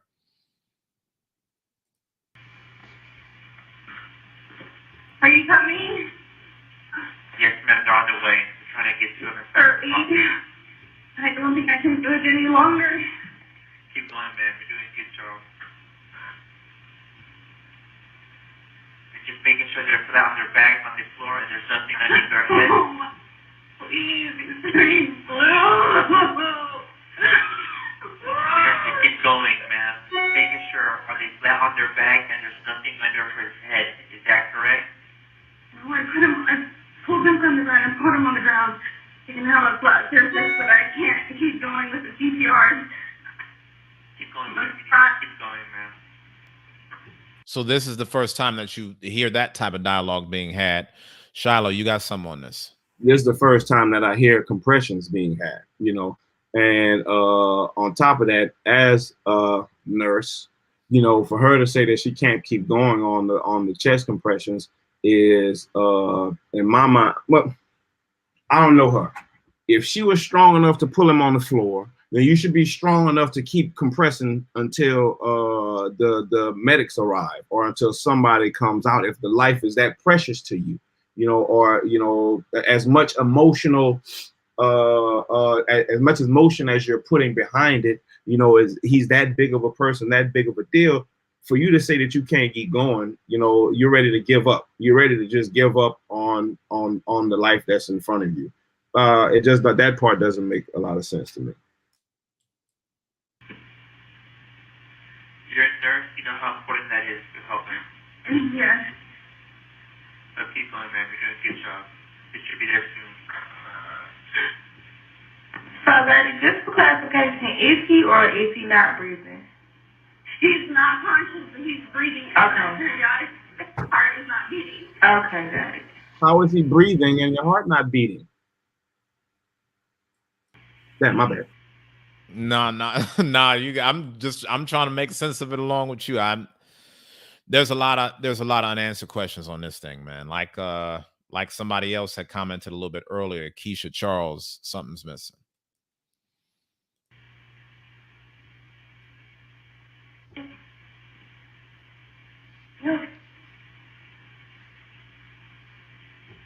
So, Tessia, is he breathing, yes or no? He's not anymore. You need to hurry.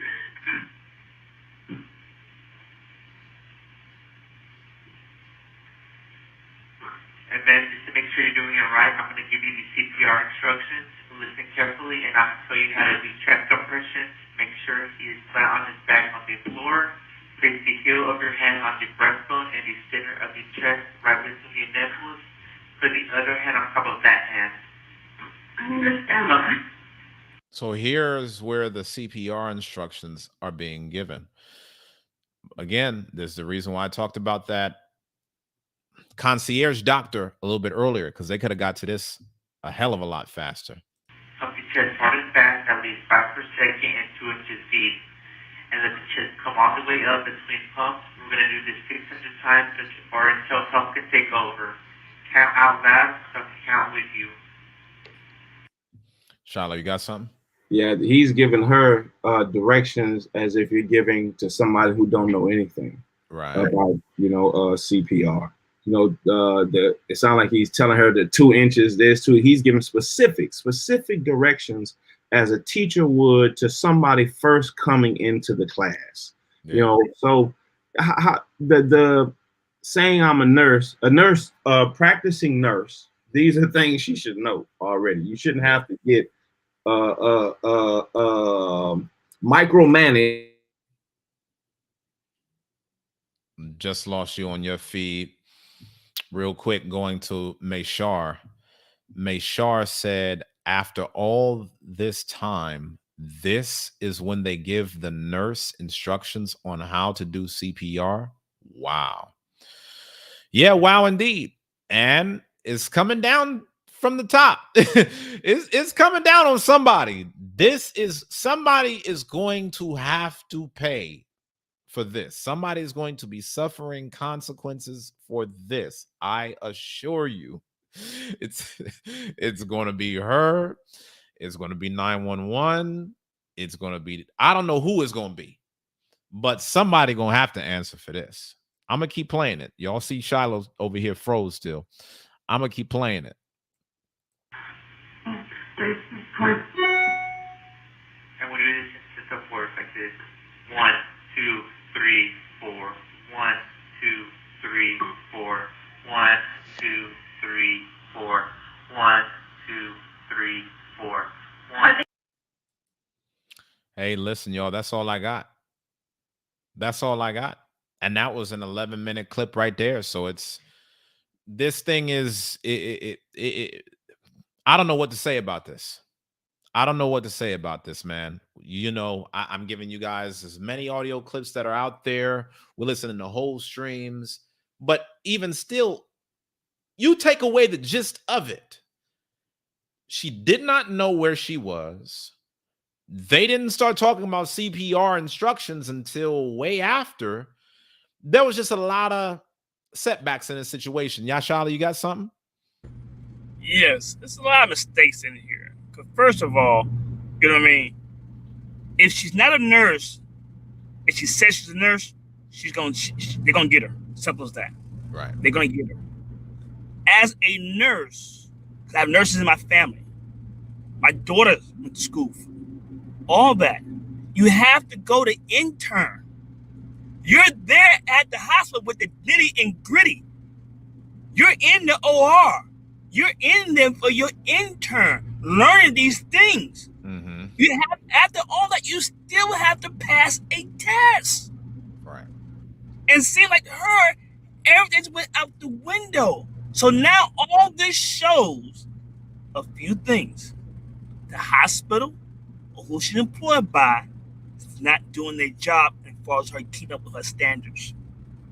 They're going to take action. They can't let no bad PR about them at all. Never. Another thing going to show about you women, especially our women. They're going to show a lot of things, and they're not getting it. You got to know your profession, especially that profession. When a guy hit my truck a month before I came to Passover, I was sitting there and with an accident down the road, so I got killed. We had to close the road down. All of a sudden, my truck just wham. I knew I was hit from behind. First thing I checked was my body first. Protocol. Make sure I'm not injured. Then you get out, you check on them. The car's smoking. So I'm trying to make sure the car's in park and we can turn it off if we can or get my fire extinguisher. He's there. Get him safety. Don't move him if we don't have to move him. We do because of the fire. Yes, hold his head still. We can't do anything until the ambulance get there. And when the police got there, they even take over. They saw me and this other person holding his head. They, oh no, we gonna wait till the ambulance. Y'all already there because of liability stuff. But they didn't know this is protocol. Even for them, they there, never handled it. Ambulance got there, they came, they did what they gotta do. Now it's on them. A protocol is I gotta take pictures, I gotta take video. That's the protocol. Cause even they hit me, it's a protocol. And for her reason, it went out the window.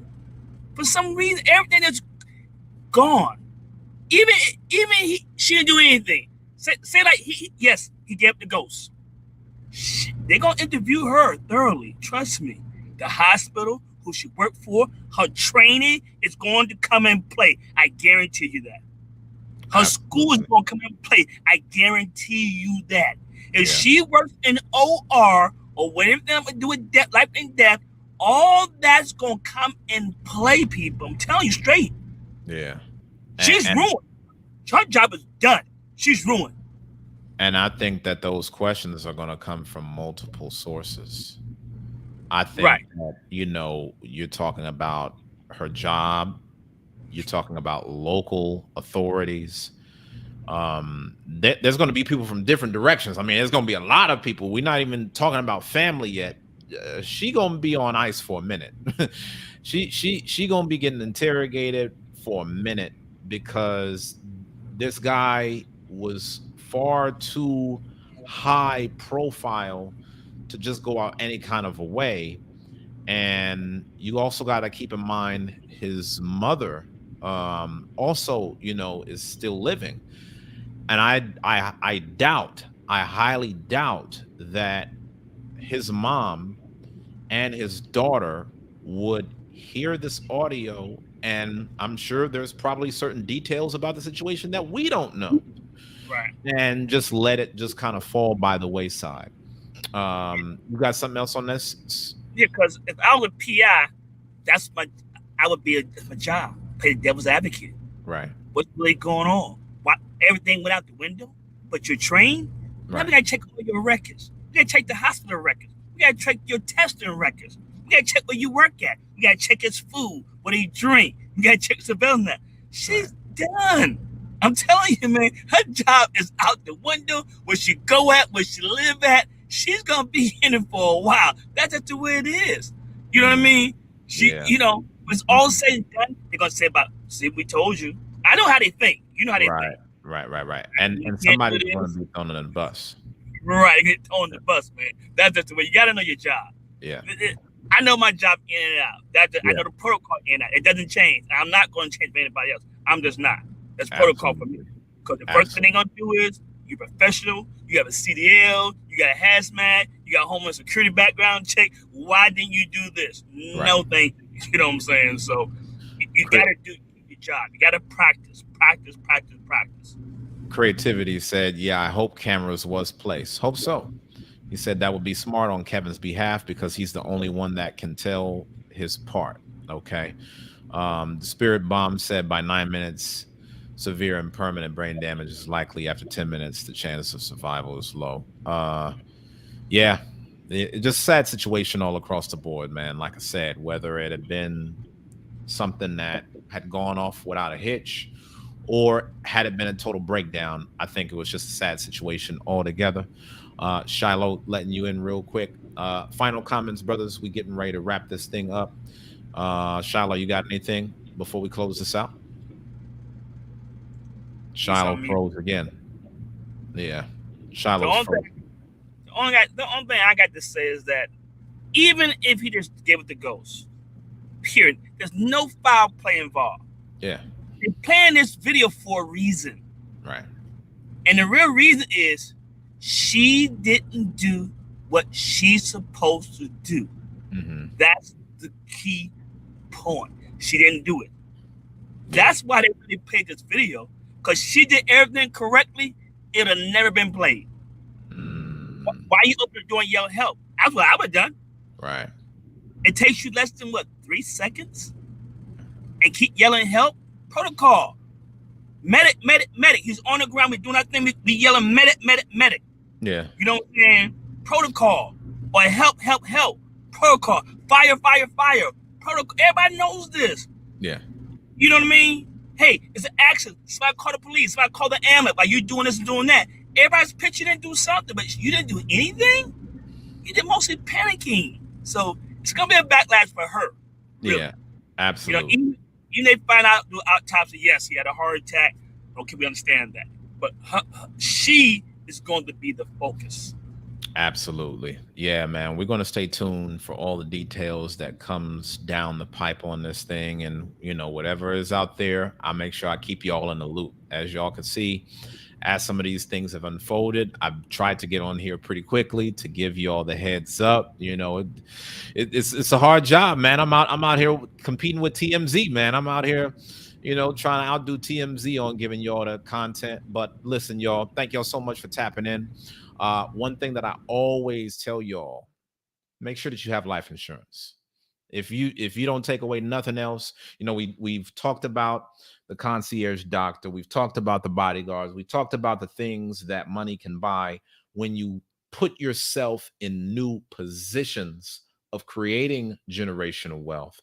And one of the most important things for you guys on the road to creating that generational wealth is having life insurance, making sure that you have policies in place that can effectively provide for you and your household in the event of an untimely death.